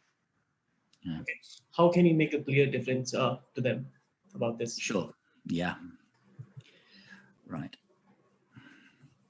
Okay, so the question is that some people think giving space is a weakness. Yes. I do see where you're coming from, Asim, and I think this firstly, this is something which is going to come with experience. What I found very, very difficult when I was a young officer in the army, and you had to actually lead and engage with people, 10, 15 years older than you with much more experience. And it was really challenging, really difficult. So I do empathize, and I see where you're coming from, because you don't know, if you're not saying anything, what signals is that giving out? Does that mean that I'm not listening? Does it mean that I don't understand? I don't care? Are they wanting something more from me? So I really do resonate on why, in the background and how you've come to that question. What I mean by giving space is, what I want you to do is to read the signals of the body language of the person. And that's why I showed those 2 videos of the concierge and Miss Valentine, so you could see the difference.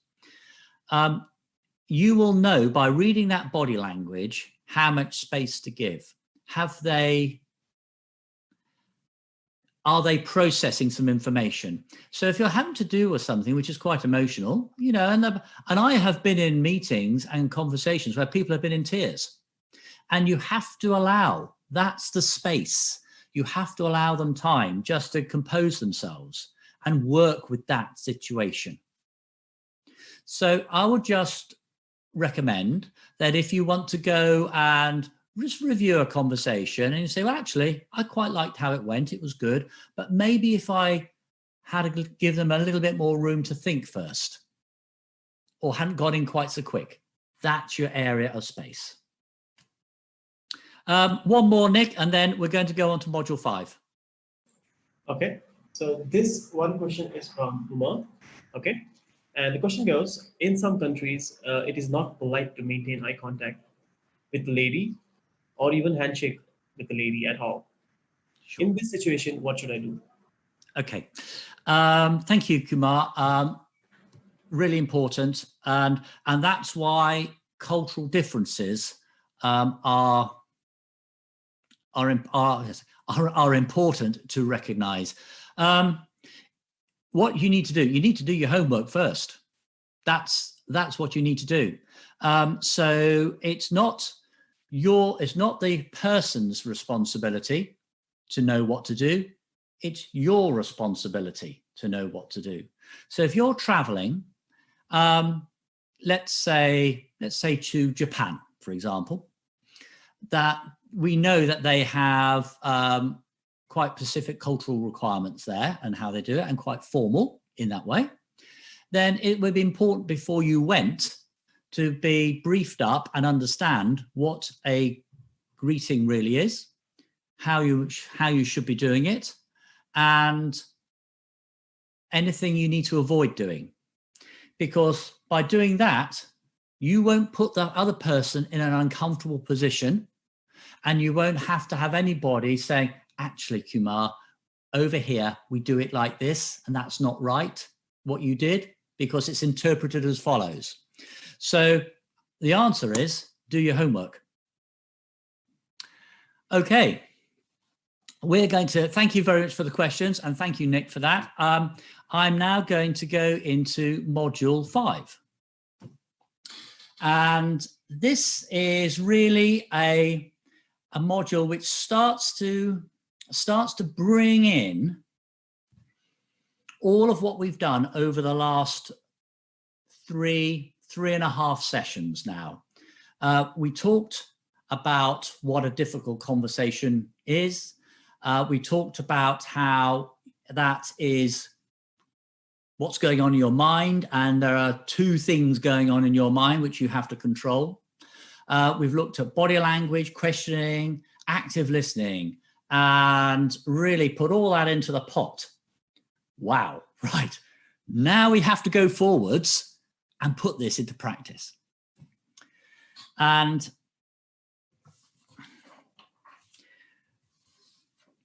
what I'm going to do here is I'm going to take you on a slightly different journey, because I think it's important that, as all of you will be future leaders and managers, of which I have no doubt, that I want to start at that point, because that's key. So here we go. I believe a good communication and managing difficult and challenging conversations is all about leadership. It's about trust. Remember, being approachable. Can I go to you with the problem I have? What signals do I give off which makes you want to come to me to talk about that problem? And what's more, it's not only that, when I see you, can I trust you with that information? Because I might be sharing some very deep and very personal information, and I really don't want it to go outside. I just want that in between us. So trust is very important.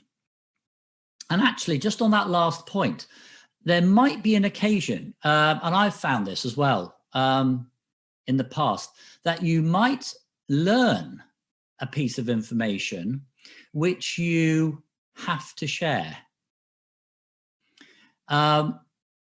So what are the circumstances you have to share, and why should you, and what you're going to do in that situation? Now, one of my roles used to be in the army was in discipline. And I used to be involved in, and one of the things we would do would be drugs tests. And, there would be a random drugs test team would come in, and we had a procedure where people will be selected and just go through for random testing, standard performing, of which can be done in companies as well. Now, it's really, really not uncommon. And in those, I would have to have a conversation with people to say that if what information you share with me, I might have to escalate some parts of that, because it's company policy and it's protocol, or I can't take all of that responsibility on myself. I need to share that with human resources or my manager. So it's just a matter of knowing what to say. So trust is really important. You want to avoid conflict actually at all times, and that's being approachable, wanting somebody to share. And so if you're going around speaking to people, asking them questions, understanding what's going on in their lives, but also being a leader, and this is not being too pally-pally, but you will really start to avoid conflict. So again, another great thing about leadership. Commitment. And it builds on trust. If you say you're going to do something, do it. It must be visible, and it must be actionable, and the person must know that you have completed it. And so it must be demonstrable and effective on them.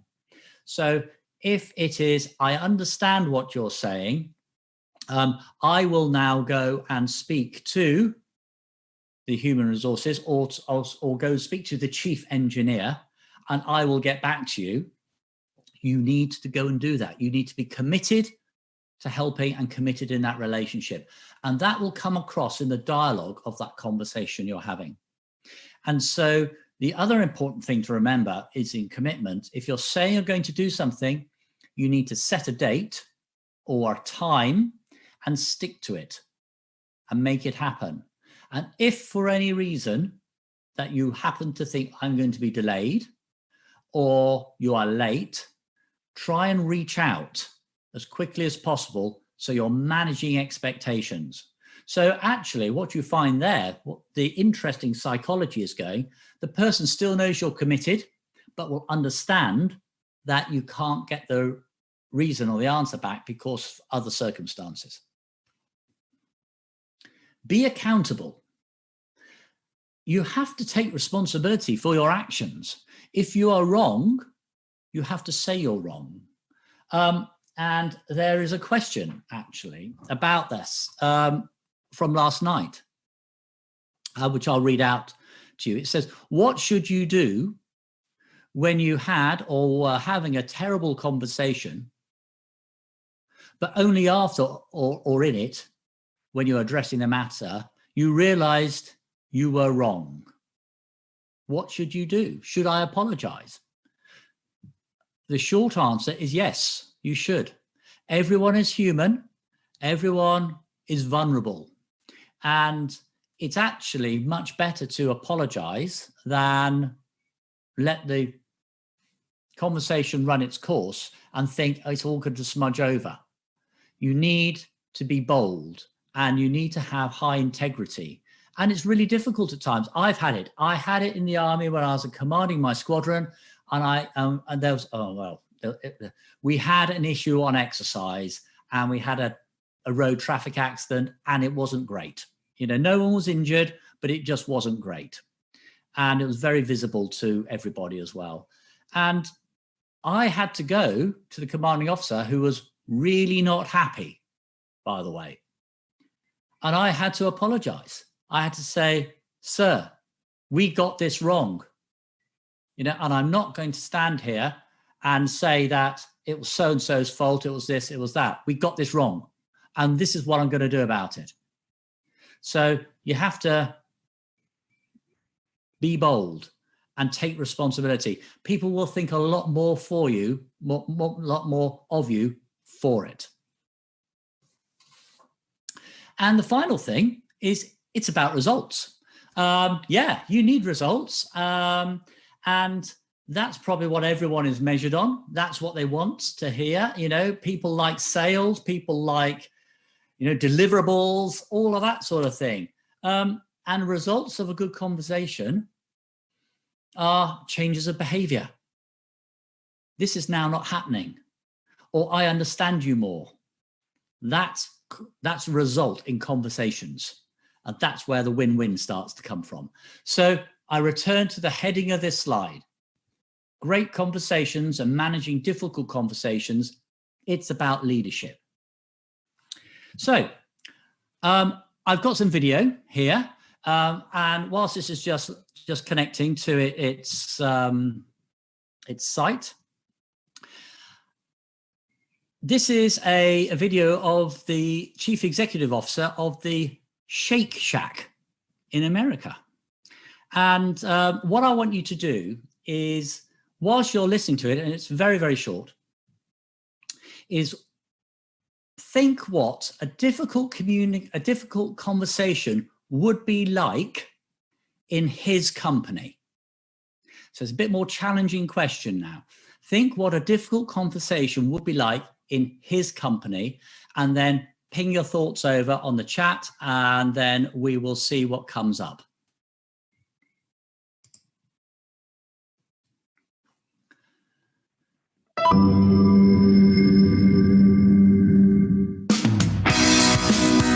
Now, the best advice I can give people as a leader is to spend your day telling people what's important to you. I learned that from Danny Meyer, and every day Danny tells me what's important to him, and every day I take my time to tell everyone I can on my team what's important to me. And when I do that, I don't have to be there at every moment of every decision.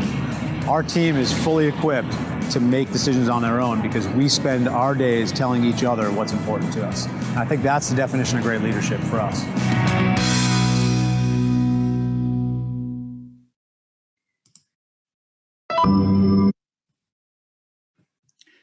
Okay, I did say that was short, so you're probably still tapping away. Nick, when things start to appear, if you would like to just let me know what people's thoughts are. Sure, Charles. I actually have one ready right now. Okay. One moment, let me just bring that up.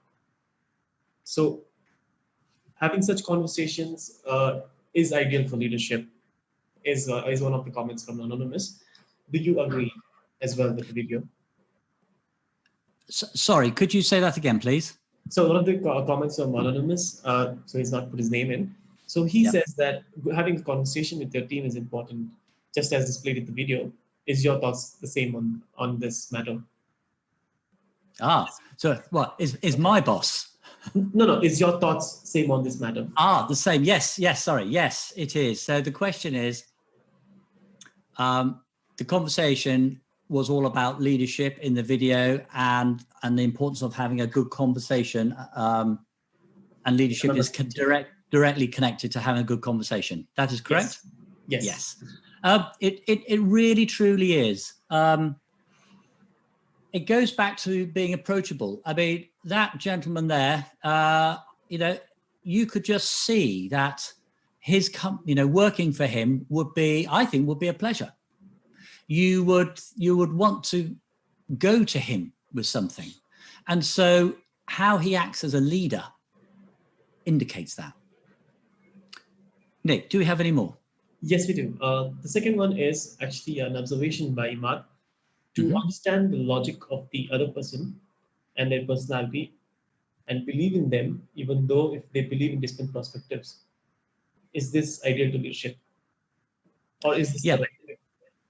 So the line is a little bit difficult, but I think the question is around it's observing someone's personality. Yes. That's right. And logic. So yes, and yeah. Having different perspectives from the leader, okay, would that be good to align them towards the leader's perspective? So it's aligning things to your perspective to the leader's perspective, something like that. Even though you have different personalities. Right. Even though you have different personalities. Excellent. Got it. Right. So what we're talking about here is that, yes, if you have different personalities, can you align those to the leader's perspective, and how you're going to manage that in conversational terms? Well, what you'll find is that when you join an organization, there's something called organizational culture. It's very, very important. And culture comes right down from the very top all the way through. And when you're looking to break down culture in organizations, you're talking not only about the behaviors of people, but you're talking about the stories, what they tell of what goes on. You're talking about policies, how they are enacted. You're talking about how the training is. You're talking about how people interact with each other. So one of the strengths of a good company is having diversity of thought, diversity of mind, diversity of personalities and people. And we're going to be looking a little bit at that on day 4. But wrapped around that will be the company's way of doing things. And in the Shake Shack, this is a very hands-on CEO. He seems to be taking a very personal interest in what everybody does. And despite there'll be lots of different personalities in there, there will be an expectation, and that's part of that culture, is that when we have a conversation, we have it with an open door policy. Everyone can join in and we share. So you can have different personalities, but it's how the company deals with it, which is important. And what you'll find is very oppressive if there's very little transparency.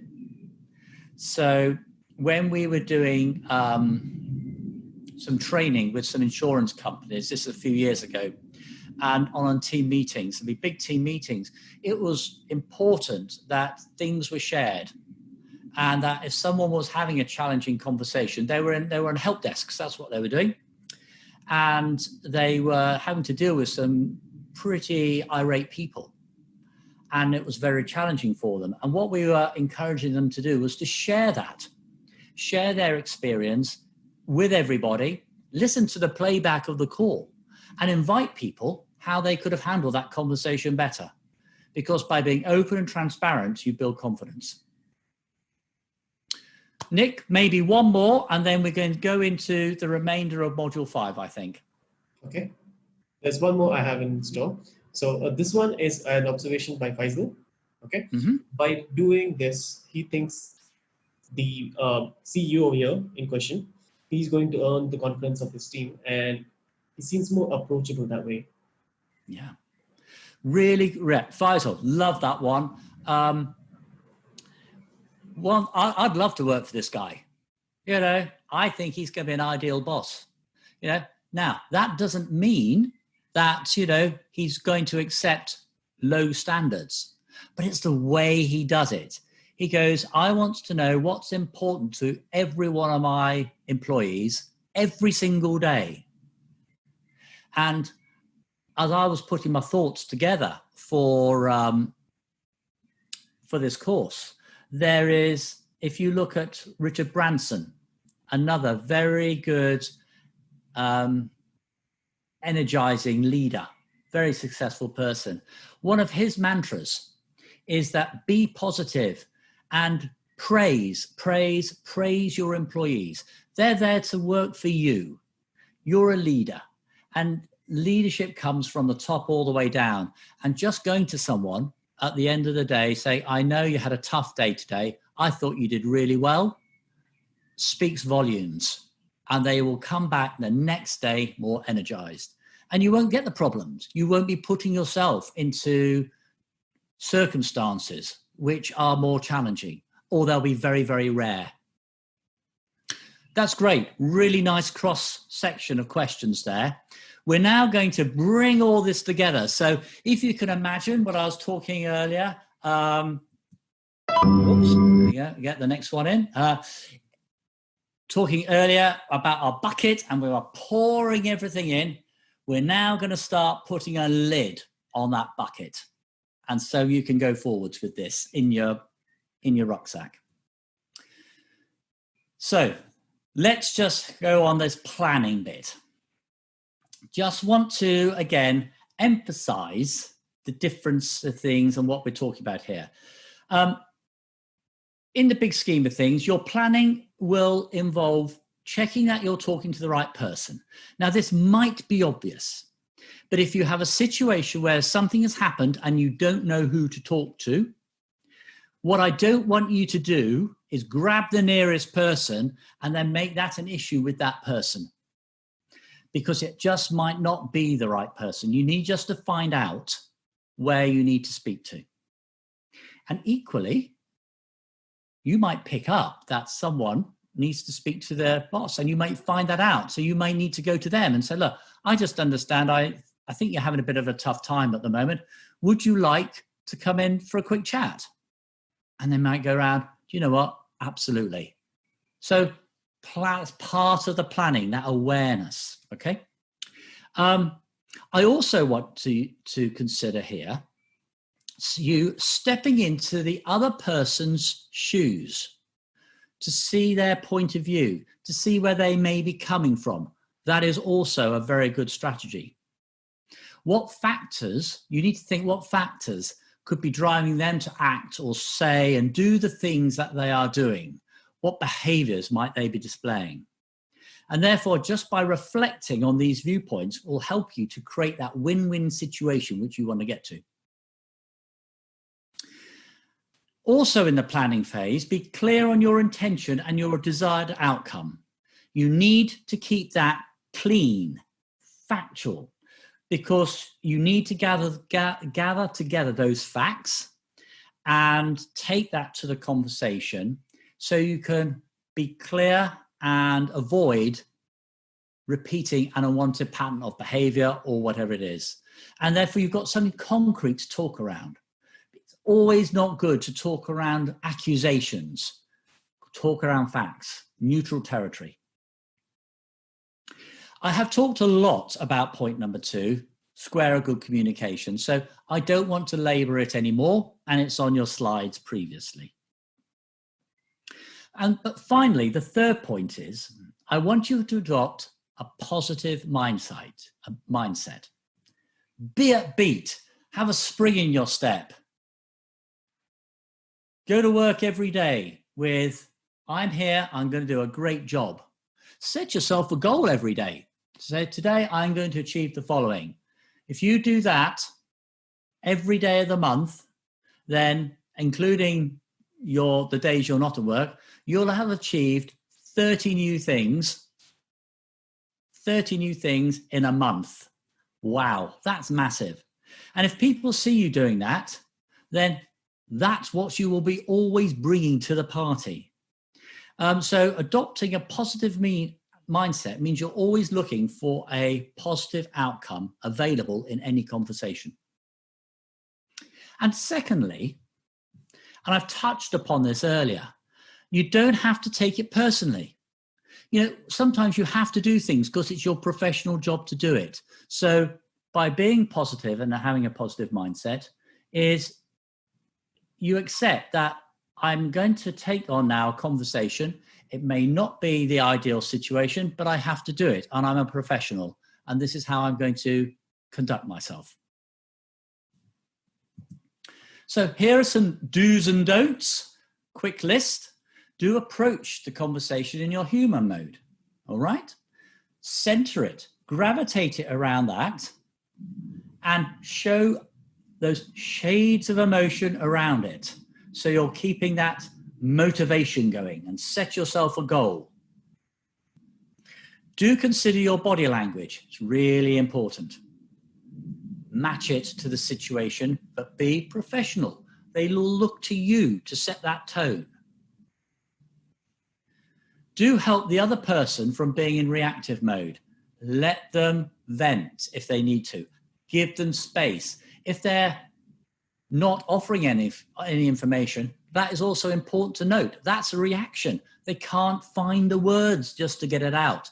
You might need to ease, probe, be gentle, and give them that little bit more space.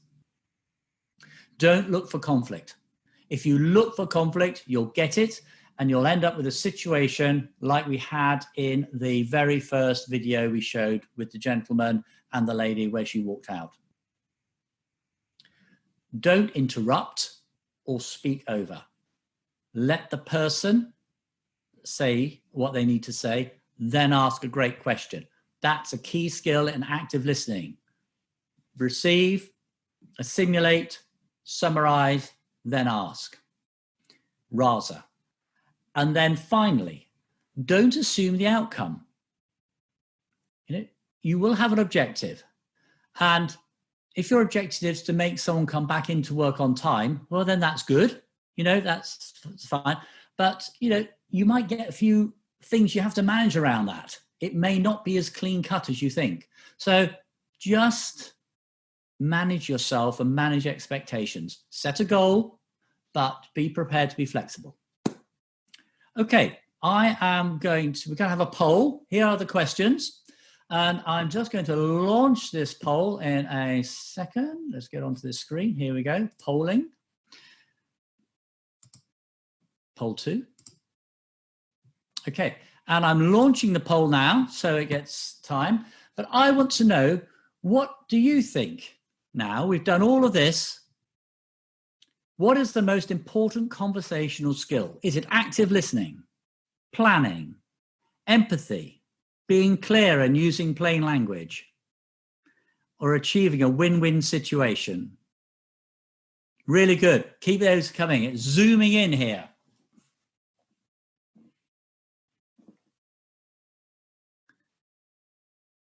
Always interesting when I see these scores coming up. We're nicely over halfway of the participants here, so this is great. And we do have a clear runner in the front. I do sound like I'm commentating on a horse race here. We have a clear rider out in the front.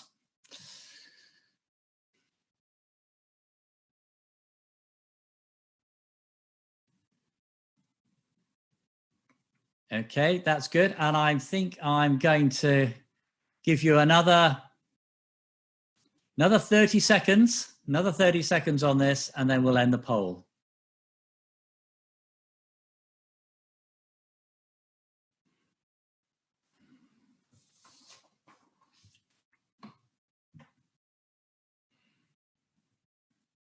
Okay, we're coming now to a close. We've done really well. The votes are just slowing down a little bit, so the majority of you have casted, which is great. And I'm going to close it now because I want to do move on. But yeah, brilliant. Thank you so much for voting. If you have voted, I think the system will probably still count, but I'm going to end the poll now, and I'm now sharing the results. There.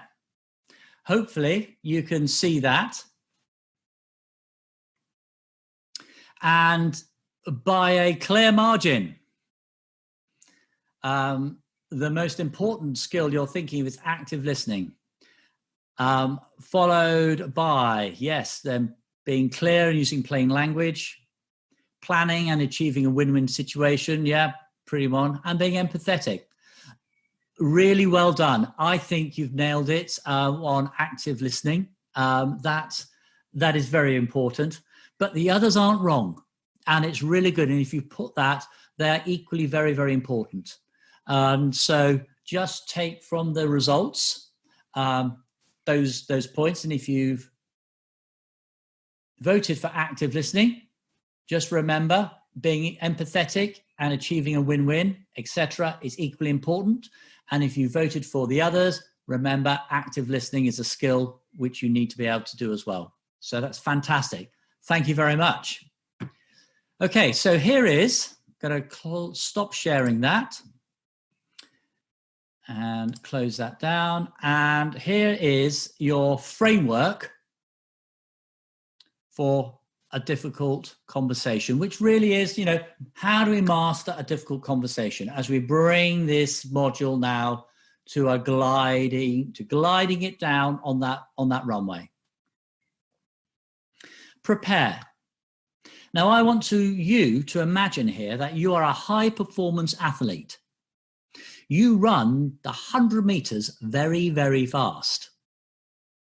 You wouldn't just go into the race by walking up and getting on your running shoes on and then waiting to get on the start line, starting pistol goes bang and off you go. You'll have a routine. You'll have prepared. You'll have got to the racetrack early and you will have a routine of what you want to do. And that's exactly the same. So the first thing in your framework is prepare. You need to gather facts and you need to anticipate what might come up. You need to do a little bit of research on areas which might be a bit difficult. And this will help you stay even-tempered, not get flustered, and be able to deliver a much more solid critique, positive communications and conversation. Okay? I want you to ask. Next thing, we talked very early on about having good questioning technique. And you need to ask a good opening question. You need to get your flow right. I also mentioned you need to address the elephant in the room. If you don't deal with this, it's not going to work. You have to deal with that. So you need to be able to give concrete examples and ask around from your examples from your research and ask good questions.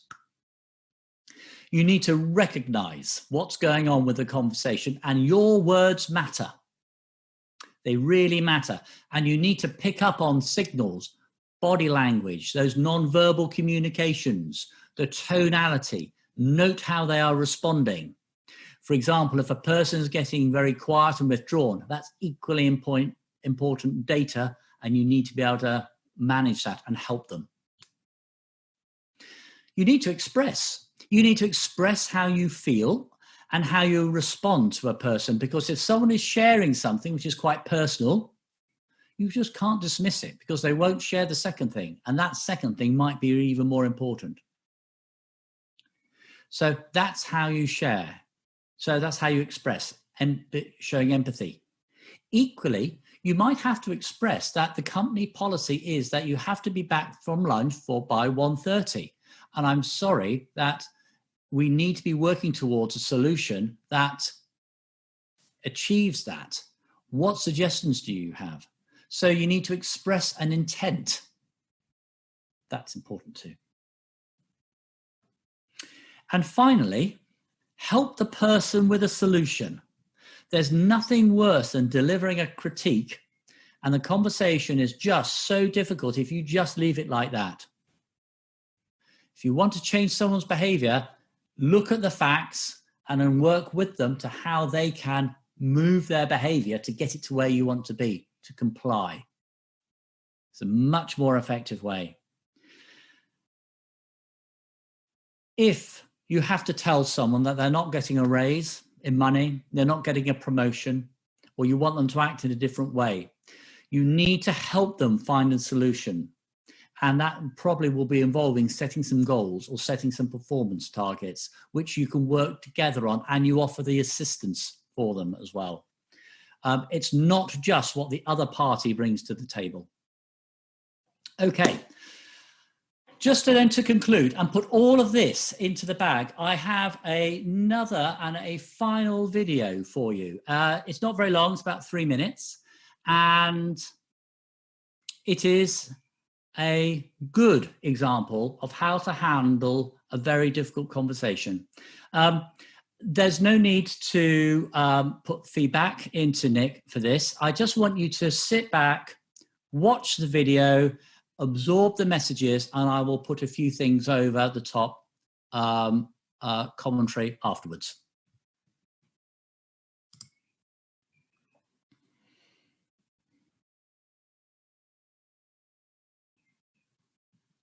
Well, thank you for coming in to see me, Amanda. No problem. Do you know why I've asked you in today? No. Well, I thought it would be good for us to have a little bit of review your recent performance at work. Now, of course, we understand that mistakes happen from time to time, and occasionally, through no fault of our own, we can be late for work. But in the last 2 weeks, though, you've been late on 3 separate occasions, and when asked why, you haven't really given a reason. Is there something that you'd like to talk to me about? No. Okay, well, just understand, Amanda, that if you don't give me a reason, I'm going to have to issue you with a written warning. I don't want to talk about it. Amanda, I really do want to help, but I just need to understand what's going on. I've been having some problems outside of work. Okay. It's not a big issue. If it's affecting your work, it kind of is. I split up with my boyfriend 2 weeks ago. Right. He was cheating on me. For months, I found out, and I dumped him. I see. But I feel like I should have talked to him first, or something. I don't know. I haven't been able to focus lately. Okay, well, I'm really, really sorry to hear this, Amanda. Obviously, this has been very difficult for you. But you need to understand the effect that your lateness has on the team. I mean, they see you coming in late and it makes them feel resentful because they're turning up on time and then you're not. I know. It's just difficult. No, I understand. Is there anything I can do? No, thank you. Okay. Well, if there's anything that you need, please just come and see me. I mean, it's not good if you're not happy, if I'm not happy, we need to make sure that we're all on the same page. And your well-being, Amanda, is my priority. But we also need to remain focused on the goals of the team. Okay. Thank you for talking to me. It's helped. I'll try to be on time in the future. Thank you. I appreciate it.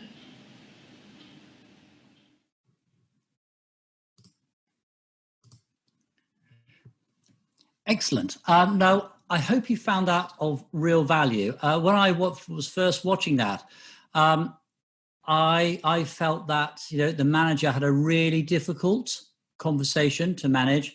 But if you just go back and reflect on the framework there, she had prepared, she was asking great questions, she was sympathetic, she was empathetic as well, but she brought it back. She brought it back to the right space and kept the conversation on track to the right points. She had facts, and she was there to help and there to offer solutions, but just make it clear that Amanda had to, you know, she had to comply. So rewatch that video. It is really good. And, you know, staying in safe and tested waters. Be aware of yourself and monitor how the conversation's going. You know, you'll notice that the manager there really did that very well. Be prepared to park issues for later. She didn't have to launch into difficult conversations and detail. She was able to absorb and then just hold off. Let the conversation flow. She managed it slowly and sensitively, and she eased. And we had a question earlier about space.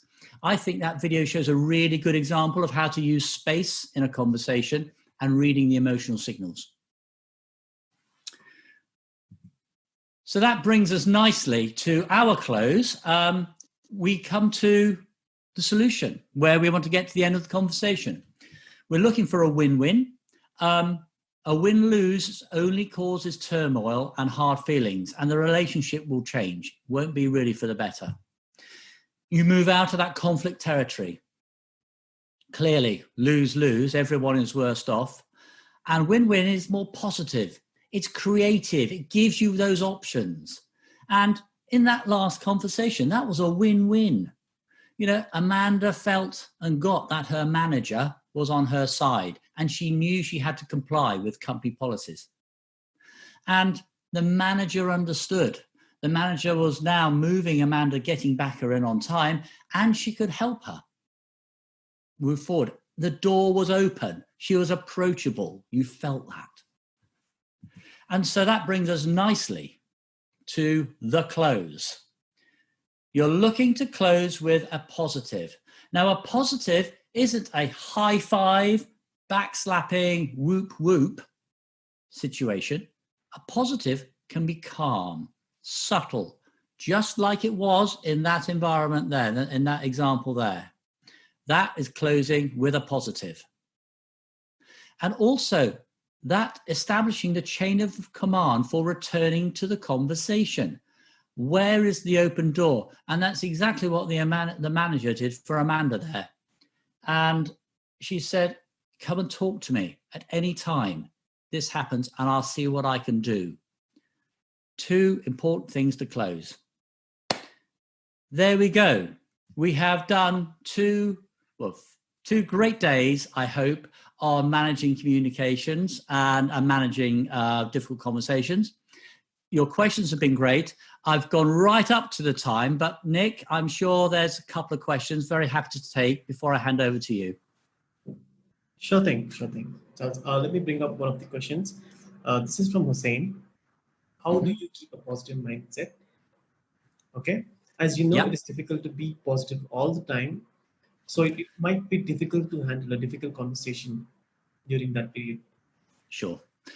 So the question is, and thank you, Hussein, how do you keep a positive mindset all the way through? Yes. Because it might be very difficult if the conversation is challenging. Well, firstly, Hussein, it is difficult. You have to, I refer you, I think, it's part of your preparation. And I think if you just reflect on that video I last showed you there, you know, I felt the manager had a positive mindset. She wasn't allowing herself to get drawn into the detail of that conversation, but she was being clear. So set yourself a goal and don't be too ambitious to start with. Notice how you react when you speak to people, and then go, next time I'm going to have a conversation, it may be with your tutor. set yourself something slightly stretching to say, I'm going to ask him about this and see how you get on. And I want to be specifically enthusiastic all the way through, and then maybe you look after and goes, yeah, that went really well. And by doing little incremental steps like that, it will help you keep in the positive mindset. Last question, Nick, and I'm very happy to follow up on some more first thing tomorrow morning as well. Sure, Charles. Here's one from Ahmed Mahmood. Okay. The question here is, how do you handle such a situation with cultural conflicts where ethics at a workplace are not really present? Oh, crikey. So the question is, how do you handle a challenging conversation in a cultural context where ethics aren't really present? Is that right? Yes, at the workplace, yes. Yes. Okay. Wow. That is really a really challenging question, actually. And it's not because it's not because I don't have an answer, but the answer is really challenging for the organization. Firstly, I would question why that organization doesn't have ethics. I think in today's age, that if you are not working in an ethical organization, then you are probably not doing yourself justice. Everyone, I mean, certainly in the practices we have, we're talking about equal rights, human rights, etc., and these are very important. So that's the first area. And I think, though, being more personal here, how you would approach it, you probably know what's right. You know what's right and how to treat people, and be yourself. And I'd like to think that everyone, especially in a leadership position, knows how to be naturally polite and human to their fellow. And if you treat people the way you want to be treated yourself, then you won't go wrong. If you treat people in any other way, then it will start to go wrong. And even in an organization where there may be cultural challenges and ethics, on a human-to-human relationship, you treat someone the way you want to be treated, you will get on really well.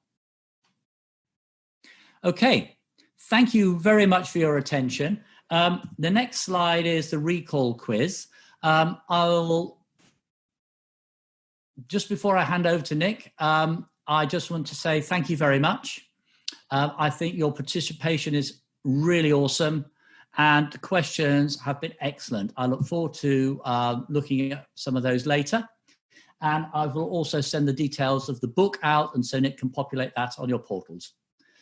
So thank you very much. And Nick, I'd like to hand over to yourself, please. Thank you so much, Charles, and thank you for the lovely session again. Before we disperse for the day, guys, I'd just like to bring on my colleague Anisha to explain a few things if you have missed out during the lunch about the attendance and the queries that you've been raising so far. Okay, over to you, Anisha. Thank you, Nick. Hello, everyone. So I'm just repeating the information on attendance once again. So we are tracking your attendance based on your login history in both Zoom and Prism. Participants who are missing out on the session will receive an email from the university notifying the same. In case you have attended the session yet received an email advising you were absent during the session, please write us an email at teamdxp@knowledgehut.com and advise us to reconsider your attendance. I will share the email address with you on chat, so kindly make a note of it. In case you have attended the session yet received an email advising you are absent, write us an email to reconsider your attendance. Nick will now take you through a demonstration on how to access recorded session on Prism. So over to you, Nick.